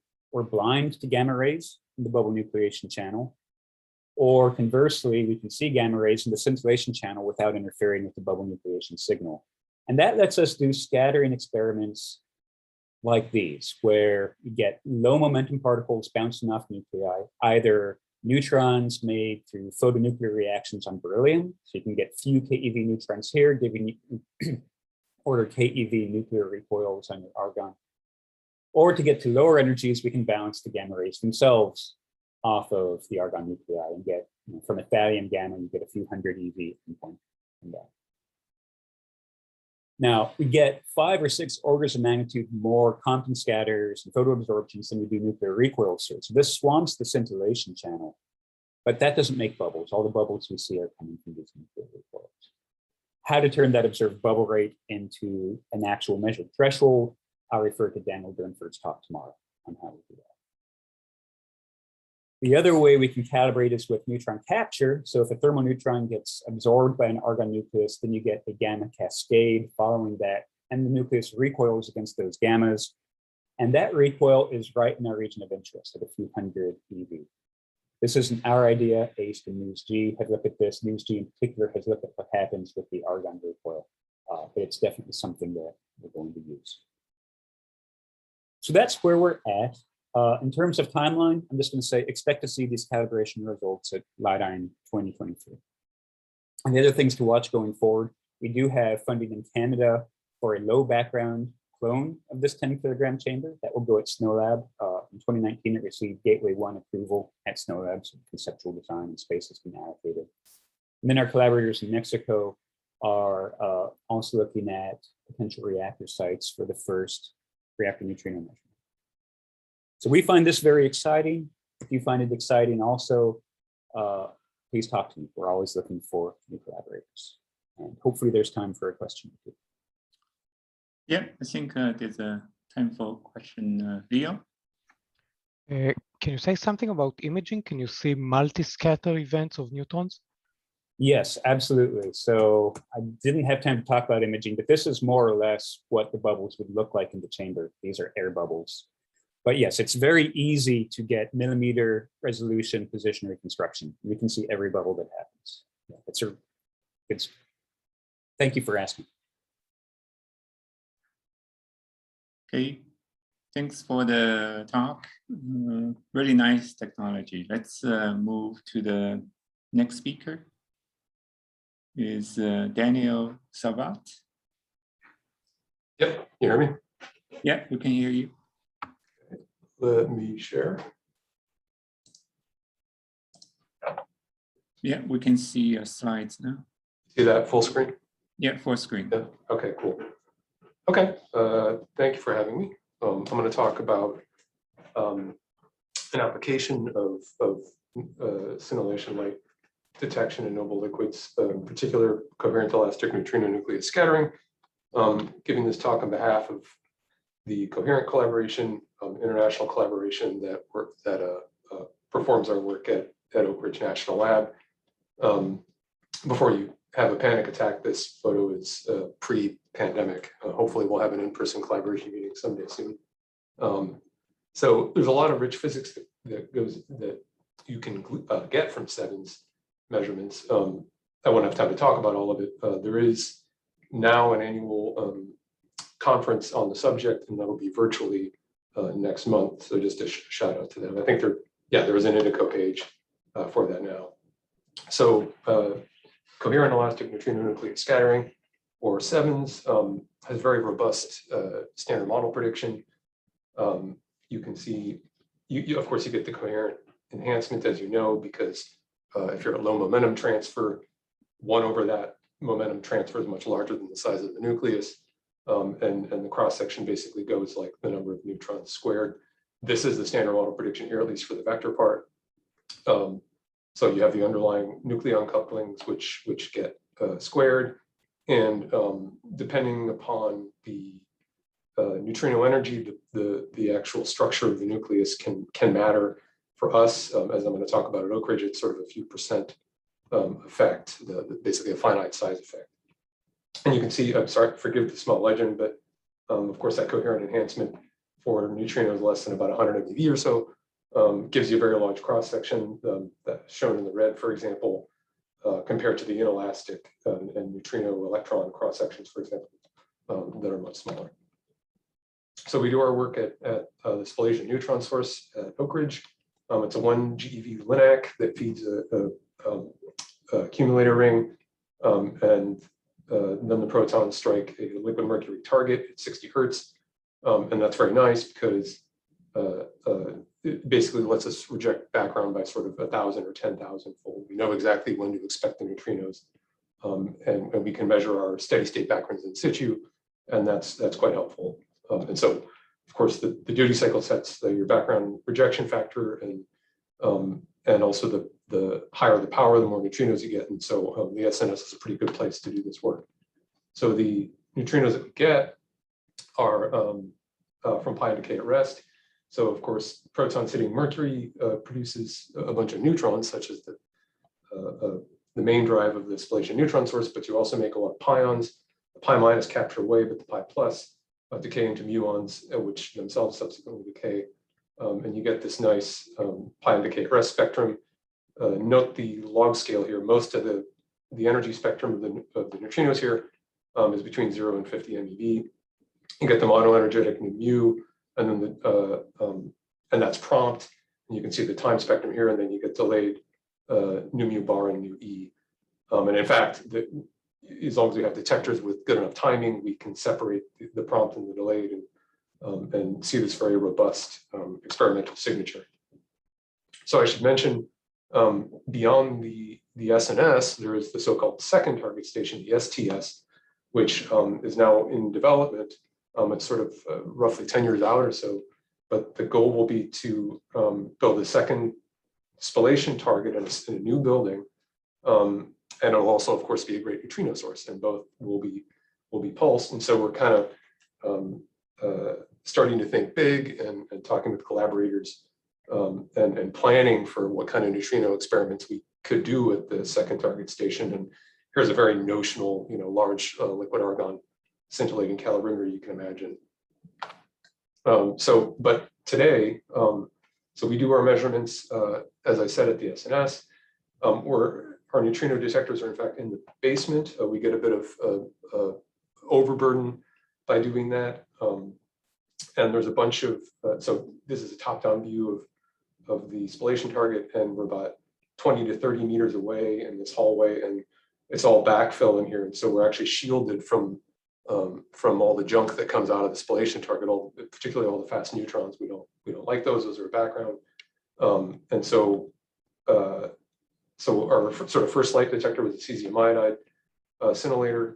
That is now decommissioned. We have a full data set in hand, and I'll flash some results from that quickly. I know it's not a noble liquid, but still the physics is there. So we hope to publish that soon. There are some measurements of inelastic neutrino cross sections, as well as dedicated background studies, and then maybe more to the point here, our liquid argon single phase scintillator detector. We basically concluded production running. We have our first measurement from about a year ago. We have much more data in hand that we're now analyzing. And then in the future, of course, the obvious thing you want to do for the most part is scale up. So that's shown here, the so-called COR 750 detector, which we have proposed. It's a 750 kilogram volume, 610 kilogram fiducial. We also have these other detectors, and it's important to emphasize that the strength of doing this work at Oak Ridge, and it's very much greater than the sum of its parts to have different detectors and detector technologies and target nuclei to really extract all the physics that you can get, that you can get from SEVEN's measurements. So hopefully I don't really need to convince you why liquid argon is a nice technology. I'm not going to talk about all of this, but of course, there's a very robust standard model signature, and as such, you can search for beyond standard model physics. I'll touch on that. I'll also touch on accelerated produced dark matter that we're sensitive to. What I won't talk about, but I'll flash quickly, is of course, then you can think about more conventional neutrino argon interactions, which is interesting for supernova physics, for Dune, for example. And then you can actually study the neutron distribution within argon, which tests some nuclear models. So non-standard interactions, you can think of at least one class of them as basically a vector-like contact interaction between the neutrinos and the nuclei, which encodes some beyond standard model physics at higher energies. And that's encoded in these epsilons, which are in general flavor dependent. And they modify the standard model prediction. And so just, there are many parameters you can imagine here. So taking the flavor diagonal quark vector-like quark neutrino couplings here, just to sort of pick two specific instances of these NSIs. We like to show this plot where if you crunch through all this, it turns out that you actually suppress the standard model rate for some regions of this parameter space, and you enhance it for others. And you see this diagonal band here where it matches the standard model rate. And the slope of this depends upon the ratio of neutrons to protons in the nucleus. And so it's actually a benefit to probe these NSI with a number of different detectors. That's back to what I was saying before, that detecting sevens with multiple technologies is good. So we had our cesium iodide result from 2017, which constrained this parameter space, and that was further improved with our liquid argon result from about a year ago. And I'll quickly flash this. We hope to publish this soon. We have more data from our cesium iodide detector, as I said, which further constrains this parameter space. And I just think this is kind of fun that for those that aren't aware, in oscillation experiments, of course, you're probing the mass splittings and the oscillation, the mixing angles. It turns out if you have non-standard interactions, non-zero non-standard interactions, you actually create an ambiguity in oscillation data in extracting the mass squared splittings and the mixing angles. And you need a scattering experiment like a sevens experiment like we do in order to disambiguate that. And we're already kind of doing that with some of our new data. So it looks like we're starting to prefer the standard model. So also quickly mention accelerated produce dark matter. So when you produce a bunch of pi plus, you also produce plenty of neutral pions as well as some etas. Those can decay, and you can imagine a so-called vector portal dark matter, and you would kinetically mix the decaying photons into these vector-like particles, which can then travel to your detector, and the associated dark matter particle in that model would scatter from your detector. It would be a nuclear recoil signature, much like sevens. It isn't quite the same signature as sevens. So what I'm showing here is, this is actually for a cesium iodide detector, but the underlying message here is the same. The dark matter scattering happens only promptly, only when the protons are on target, not, you wouldn't expect them to be delayed as you would some of the neutrinos. And so here's some notional dark matter events on top of the sevens events. And so to the extent that we see only sevens, we constrain this class of dark matter. So for our liquid argon detector, it's a single phase liquid argon detector, about 22 kilogram fiducial volume. You can see here, here's the volume. It's a Teflon cylinder coated with TPP, two 8H PNTs on the top and the bottom, also coated with TPP to wavelength shift the scintillation light, and then surrounded by water and copper and lead shielding. We achieved a 20 keV NR threshold, and we get about 4.5 photoelectrons per keV. As you can see here, we published our first results already. We have plenty of more data, more than a factor 2 exposure with this detector that we are now analyzing. And in the process, we've, to good effect, implemented a number of calibration sources, among them a metastable Krypton 83 calibration source, and we recently published a paper in the Journal of Instrumentation on that. So of course, the real point here is you want to go big. So we're proposing the COR 750 detector. I'm showing here, here's the apparatus. It's basically a scaled up version. The baseline design is 3-inch array of 3-inch PNTs. We are looking, of course, into SIPMs, as you've heard a lot about at this conference. Hamamatsu has their BUV4 SIPMs, but the baseline, we think we can get the threshold with the 3-inch PNTs, and that is the baseline. That'll get us thousands of sevens events per year. So now we're really talking precision measurements, as well as some inelastic events. We're currently doing R&D of the photodetectors and the cryodetectors. This guy's got it fit in a hallway. It does fit. It's a purpose-built cryostat to make it fit. And so we're doing similar to what you've already heard about in this conference to some extent. Actually, in some weeks now, we're hoping to use the CoR10 detector as an R&D test bed for CoR 750. We're going to do some xenon doping tests. Here's our manifold with the calibrated mass flow. We're going to take down to Oak Ridge and xenon dope it and study the detector response. We are testing the 3-inch PMT so far. They perform well at liquid argon temperatures. We have, this is the currently designed version for CoR 750's liquefier system. We have a little test stand here, which we're constructing to test the liquefier and also eventually test photodetectors in situ.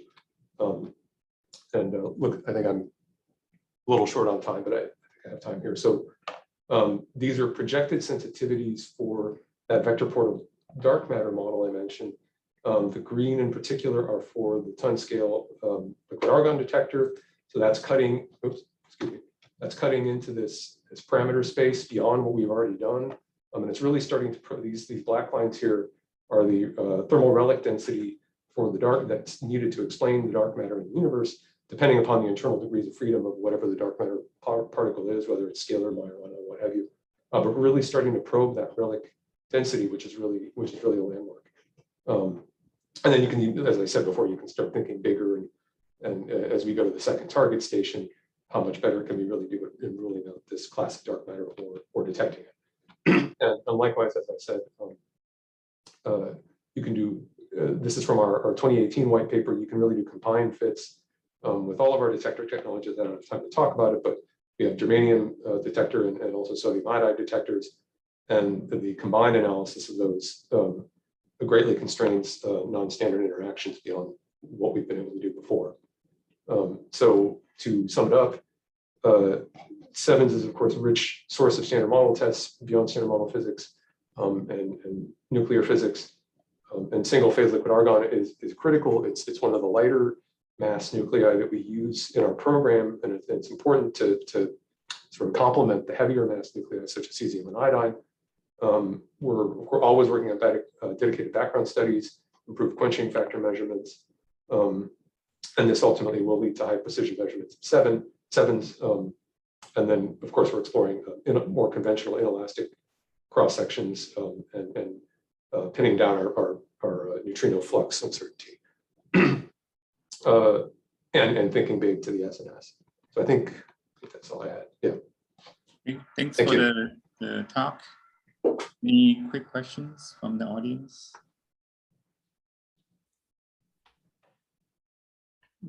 David? Hi, nice talk. I had a question. So you mentioned that you're wanting to test out xenon doping. Are you planning on switching to a dual phase detector configuration if that's the case? No, we're not. It's the xenon doping is mostly exploratory. We don't plan on doing that as a baseline for the ton scale detector. In fact, we rely on the PSD that we get. Yeah. And so it's exploratory, I would say. It's not the baseline plan for the ton scale detector, but it's just something we want to investigate. So I should emphasize, we don't benefit as much from dual phase detectors or from TPCs here because the event topology isn't very interesting for a very low energy nuclear recoil detector, and because we can subtract backgrounds by measuring them in situ because we have a pulse source. It's not like a WIMP search where we kind of have to have a background model, we have to dead reckon, and we have to control sources of radioactivity in the walls and stuff like that as much. So so a single phase calorimeter, if we can get a low threshold, is pretty good. We're doing pretty well. That's great. Yeah, I was just wondering because you would sacrifice PSD, but I guess if you don't, like you said, you have this pulse source, so you don't depend so much on really powerful particle identification. Thanks. Yeah. Okay, great. Thank you. Let's move on to our next speaker. Here's Eric Church. All right. Yeah, we can hear you and see your slides. Wonderful. Okay. Yeah, today I want to discuss the possibility of a low background dune-like module. The slide has nothing to do with the talk except to invoke the image of what PNL does in some ways, which is grid electricity. So the goal here is to consider expanding the Dune physics scope. There is significant interest in doing physics in a large liquid argon TPC at thresholds at energies below the current threshold of 10 MeV. So, for example, solar neutrino measurements, neutrinoless double beta decay search, if possible, even perhaps a WIMP dark matter search, and various things to do with supernova detection, including looking for the sevens artifact, as you just heard about, but from a supernova.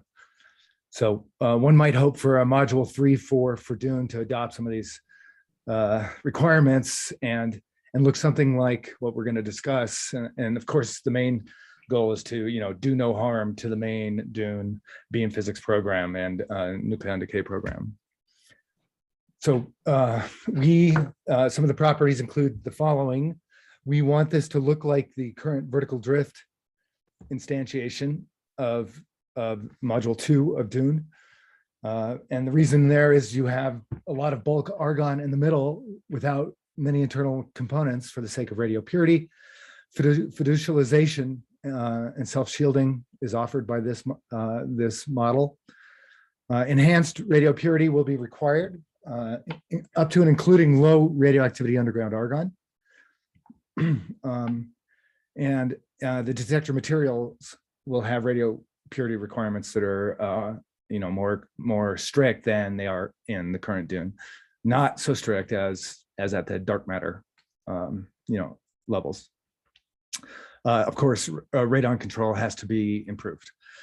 We also will presume 40 centimeters of water or plastic outside to cut cosmogenic activity, and we need low threshold readout. So we're thinking of a silicon photomultiplier hits in a enhanced photon detection system in which there are reflectors and the aforementioned septums and increased coverage.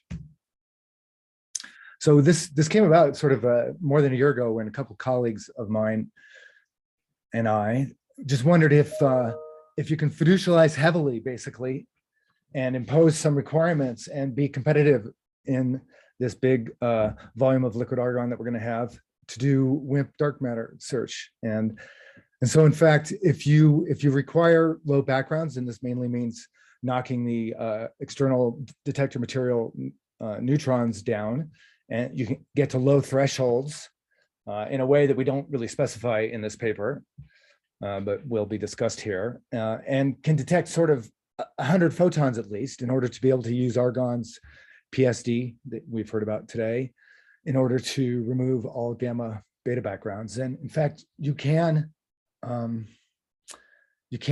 make an interesting sensitivity plot, which is competitive, say, with upcoming DarkSide 20K. So that is further discussed in this paper here, this Jinst paper, also on the archive, in which the statement is, if you can get down to 100 keV threshold or even lower, that's what these black lines show, you can be competitive in 3 years with a 3 kiloton year exposure to what DarkSide has in mind. This plot just is a simulation that just shows that strong fiducialization to something like the 2 long rectangular pipettes that you see here looking end on has the effect of knocking out neutron scatters that create 100 or keV or more nuclear recoil threshold, and thus mimic your dark matter signal. And so that combination of heavily fiducializing and requiring the cold cryostat steel on the outside of this plot here, which is the inside of the cryostat, to conform to a particular requirement, you can get down to a very low number of neutrons and thus nuclear recoil backgrounds deep inside the liquid argon. Another just quick consideration is to think about supernova sensitivity in a detector like this.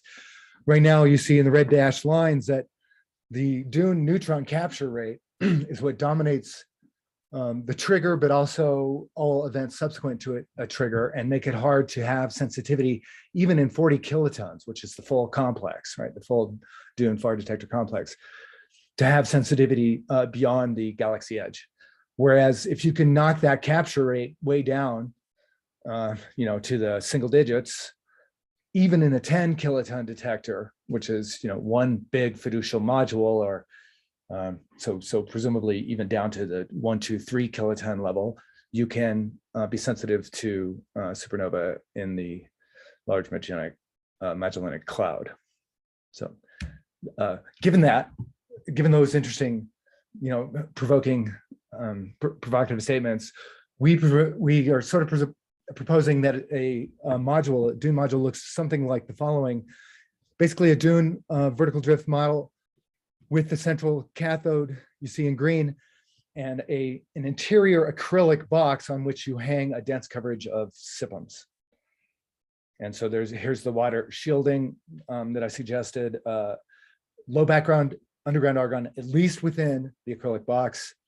Charge readout planes as exist already in the Dune Module 2 model. And then the orange or beige boxes are just meant to show interior fiducialized volumes. And now the rest of the plots in this talk mostly are follow from a Monte Carlo model that we've put together, in which we model that detector. And we put, so here what you see on the left is a low coverage of septums. This is sort of 20% photocathode coverage. And you see them on the walls, you see them on the central cathode plane, at least inside the box. And that's sort of 20%. The right-hand side is more like 80%. And here is a typical bunch of optical photons emanating from a 100 MeV neutron.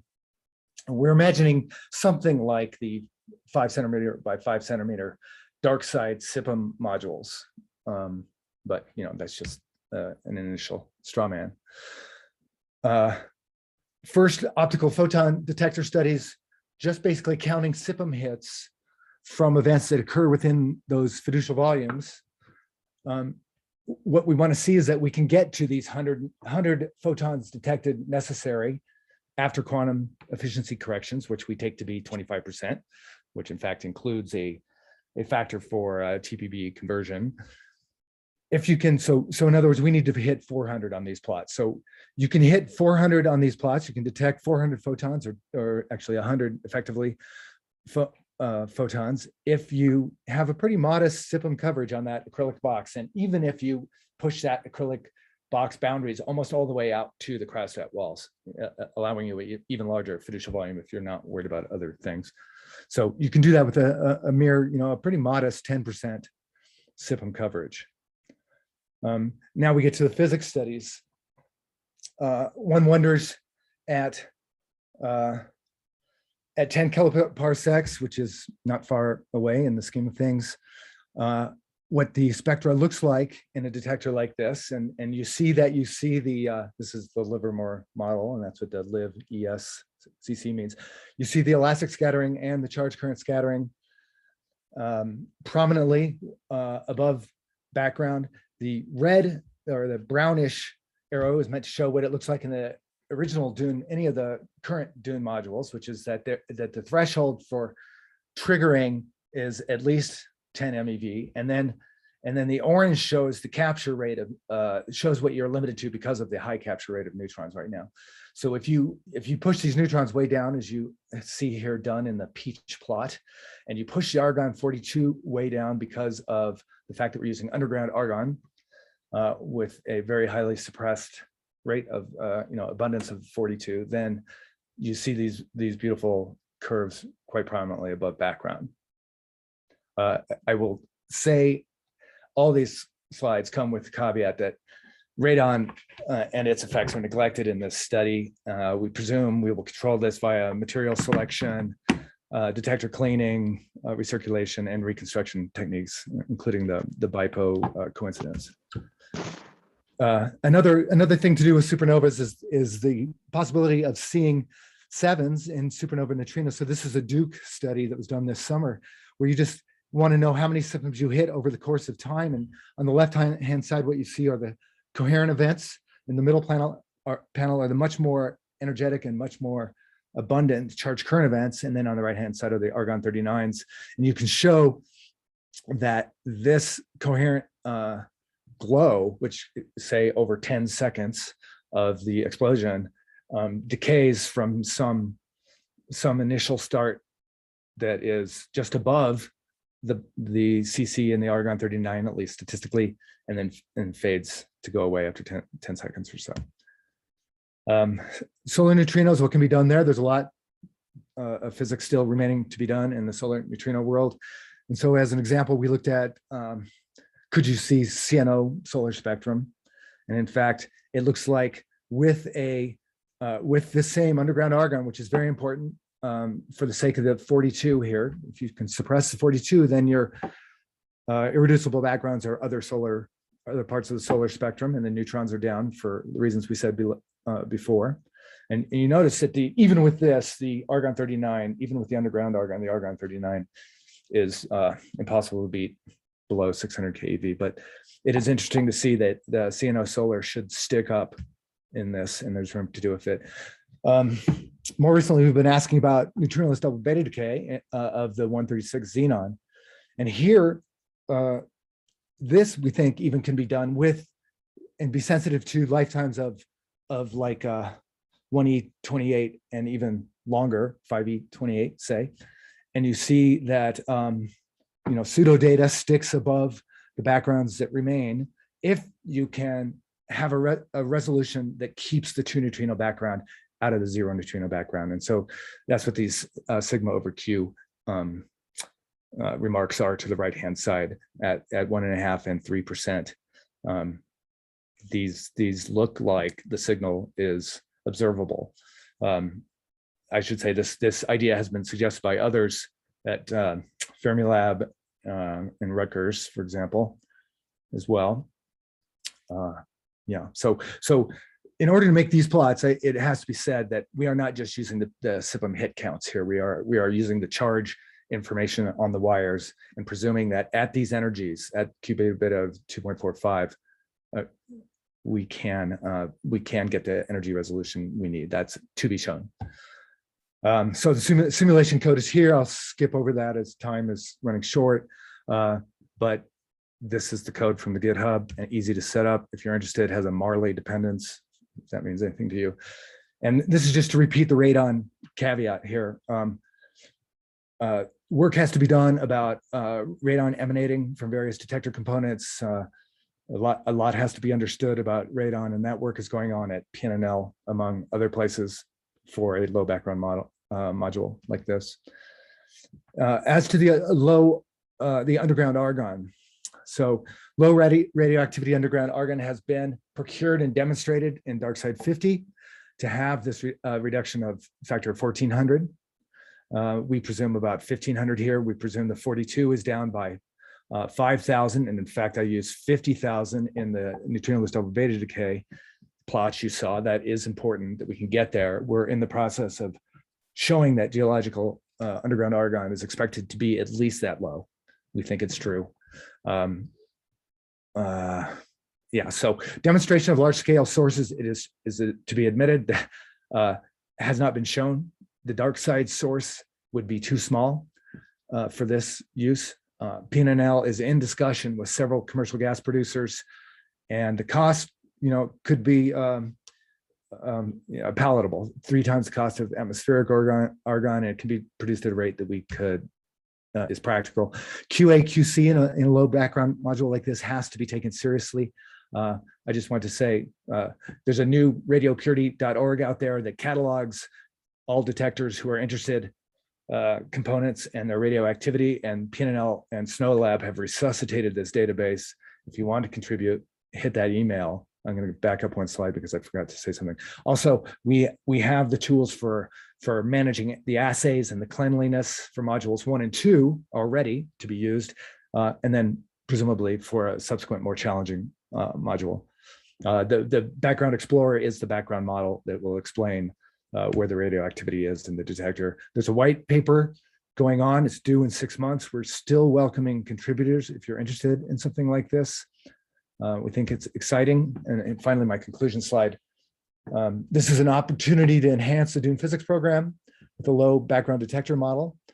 The concept is, as I said, fiducialization, radio purity, increased shielding, underground argon, better photon detection. Physics enhancements are, as we discussed, better supernova neutrino physics, precision neutrino, solar neutrino measurements, and perhaps WIMP dark matter and neutrinoless double beta decay, without imposing any detriment to the current neutrino goals. So contact me and my colleagues if you're interested in joining. Thank you. Okay, thank you. Any quick questions?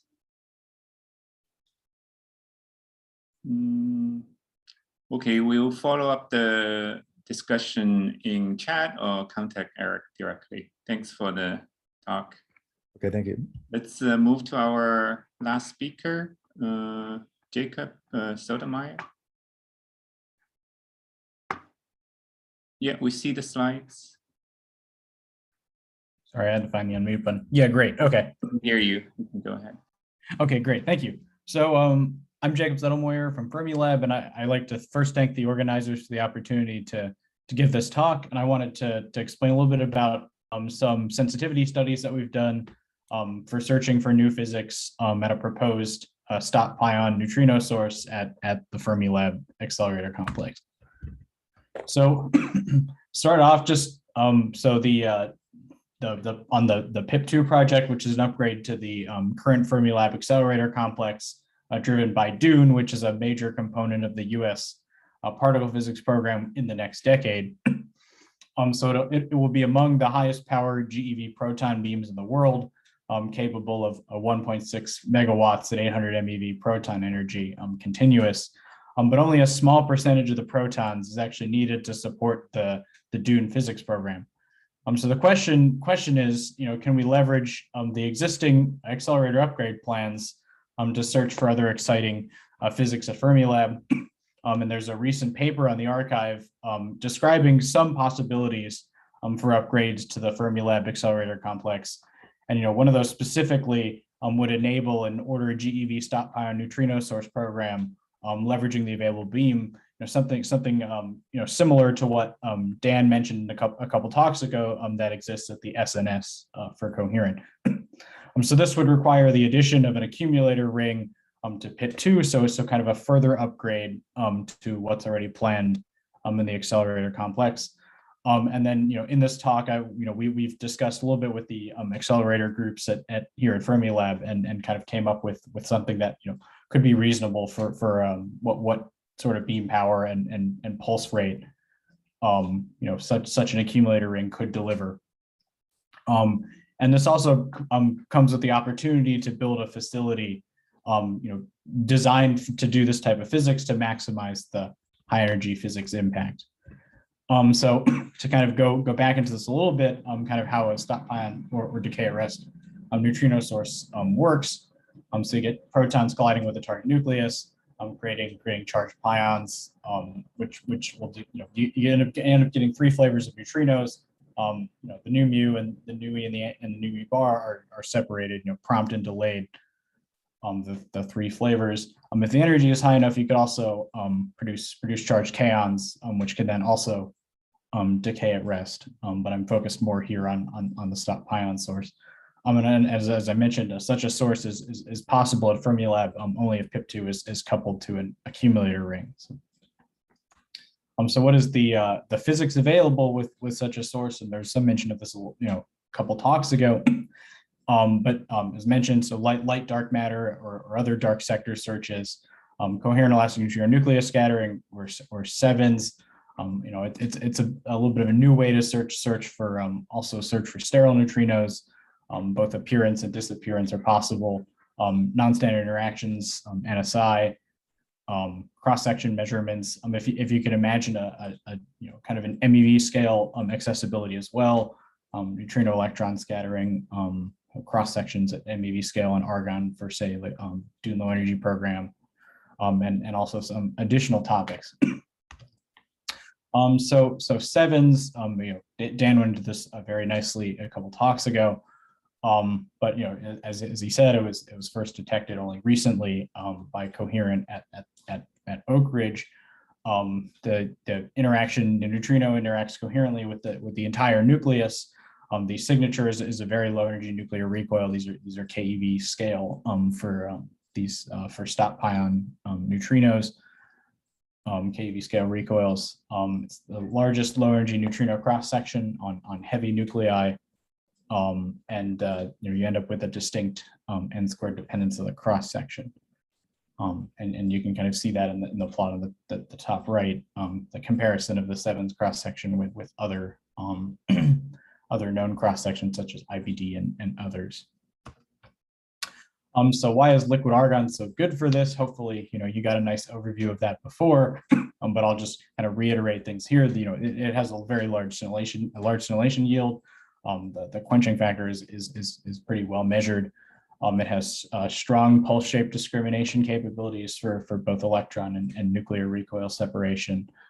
The plot on the right shows some of the current landscape of sevens measurements after the recent coherent measurement, but also these types of detectors can be used to search for light dark matter. And on the bottom right, I showed the very recent results from the coherent Captain Mills experiment at Los Alamos, which is a several ton scale single phase simulation-only liquid argon detector, which recently produced its first results from a dark matter search as well, using a liquid argon detector. So what I kind of want to talk about here is kind of moving to the next scale and move towards very large scale detectors, and to see kind of what that might be able to do, when searching for some of these scenarios of new physics.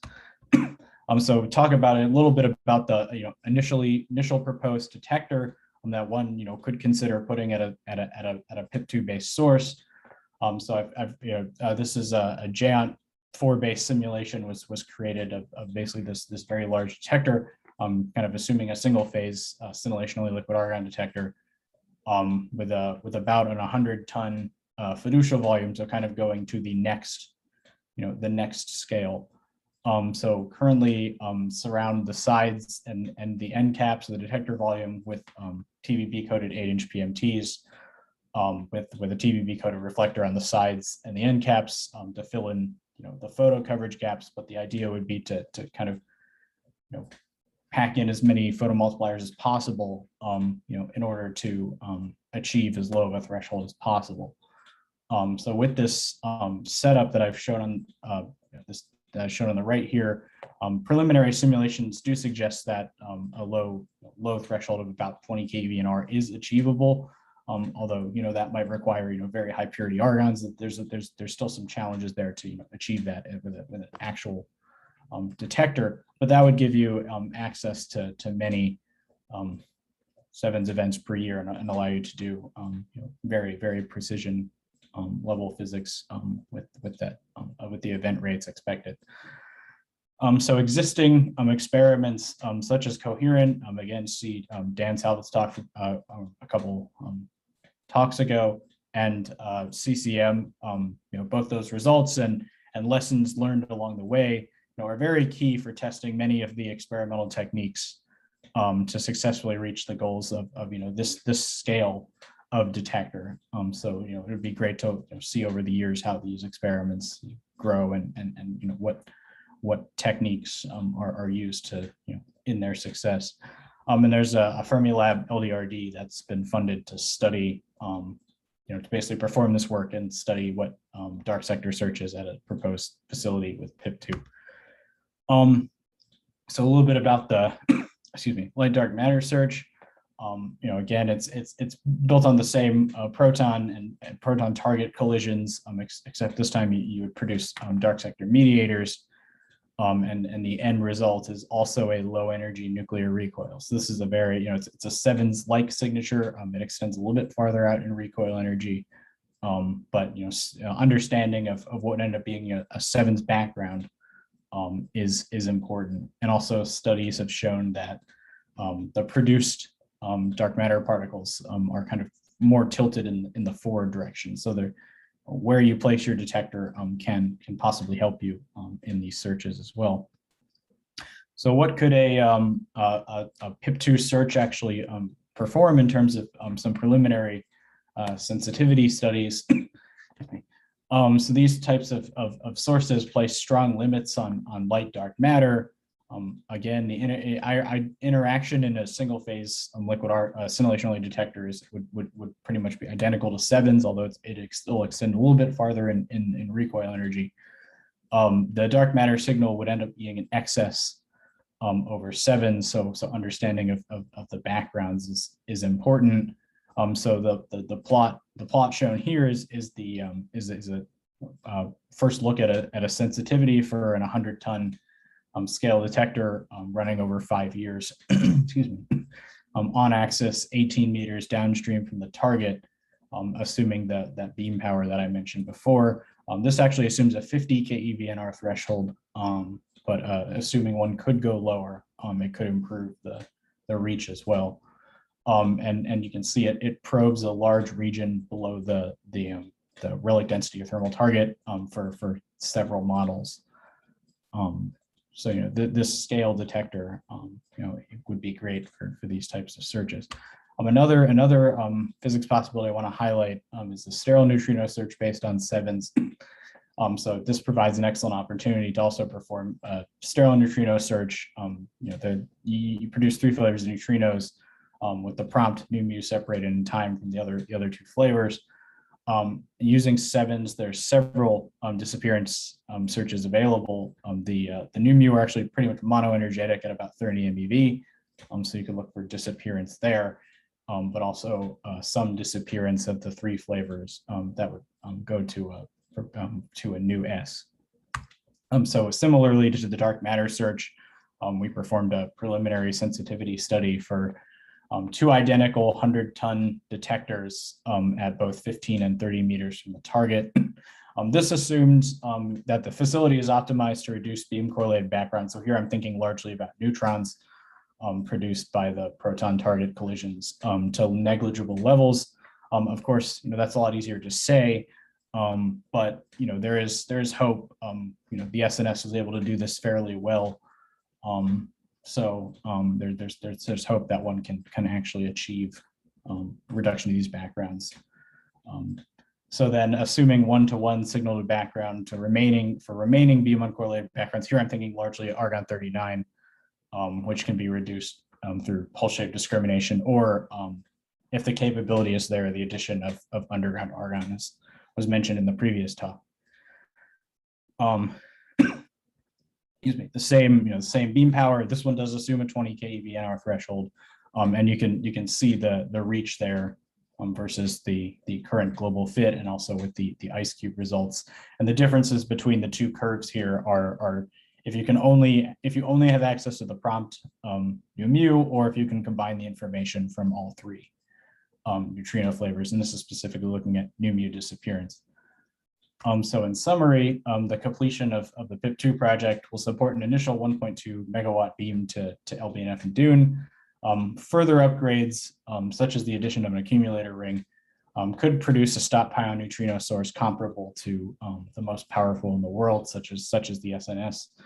And stop pion sources provide access to a great number of physics opportunities, such as sevens and other dark sector type searches. The idea here would be you could possibly build a stop pion neutrino program with a facility that's optimized and somewhat dedicated to high energy physics searches. And preliminary studies using a 100-ton scale liquid argon detector show the ability for probes on sevens based sterile neutrino searches and dark sector searches. And if you're interested, if you have interest or you have any questions, feel free to contact us, and I leave you with a few letters of interest that were submitted to SNOMAS. And I'd like to thank you for your time, and I'm happy to take any questions. Thank you. Thank you for the talk. Any questions from the audience?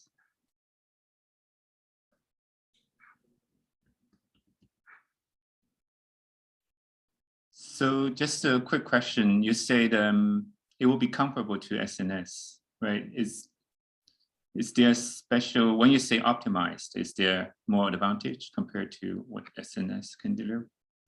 So that I was, in the optimized, I was talking more about the experimental hall, which, you could imagine you might be able to place, say a larger detector, at a facility, that's basically built from the ground up for this type of search, as opposed to others where you may be limited in the space that,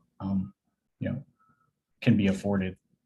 So that's mainly, what I mean by optimizing there.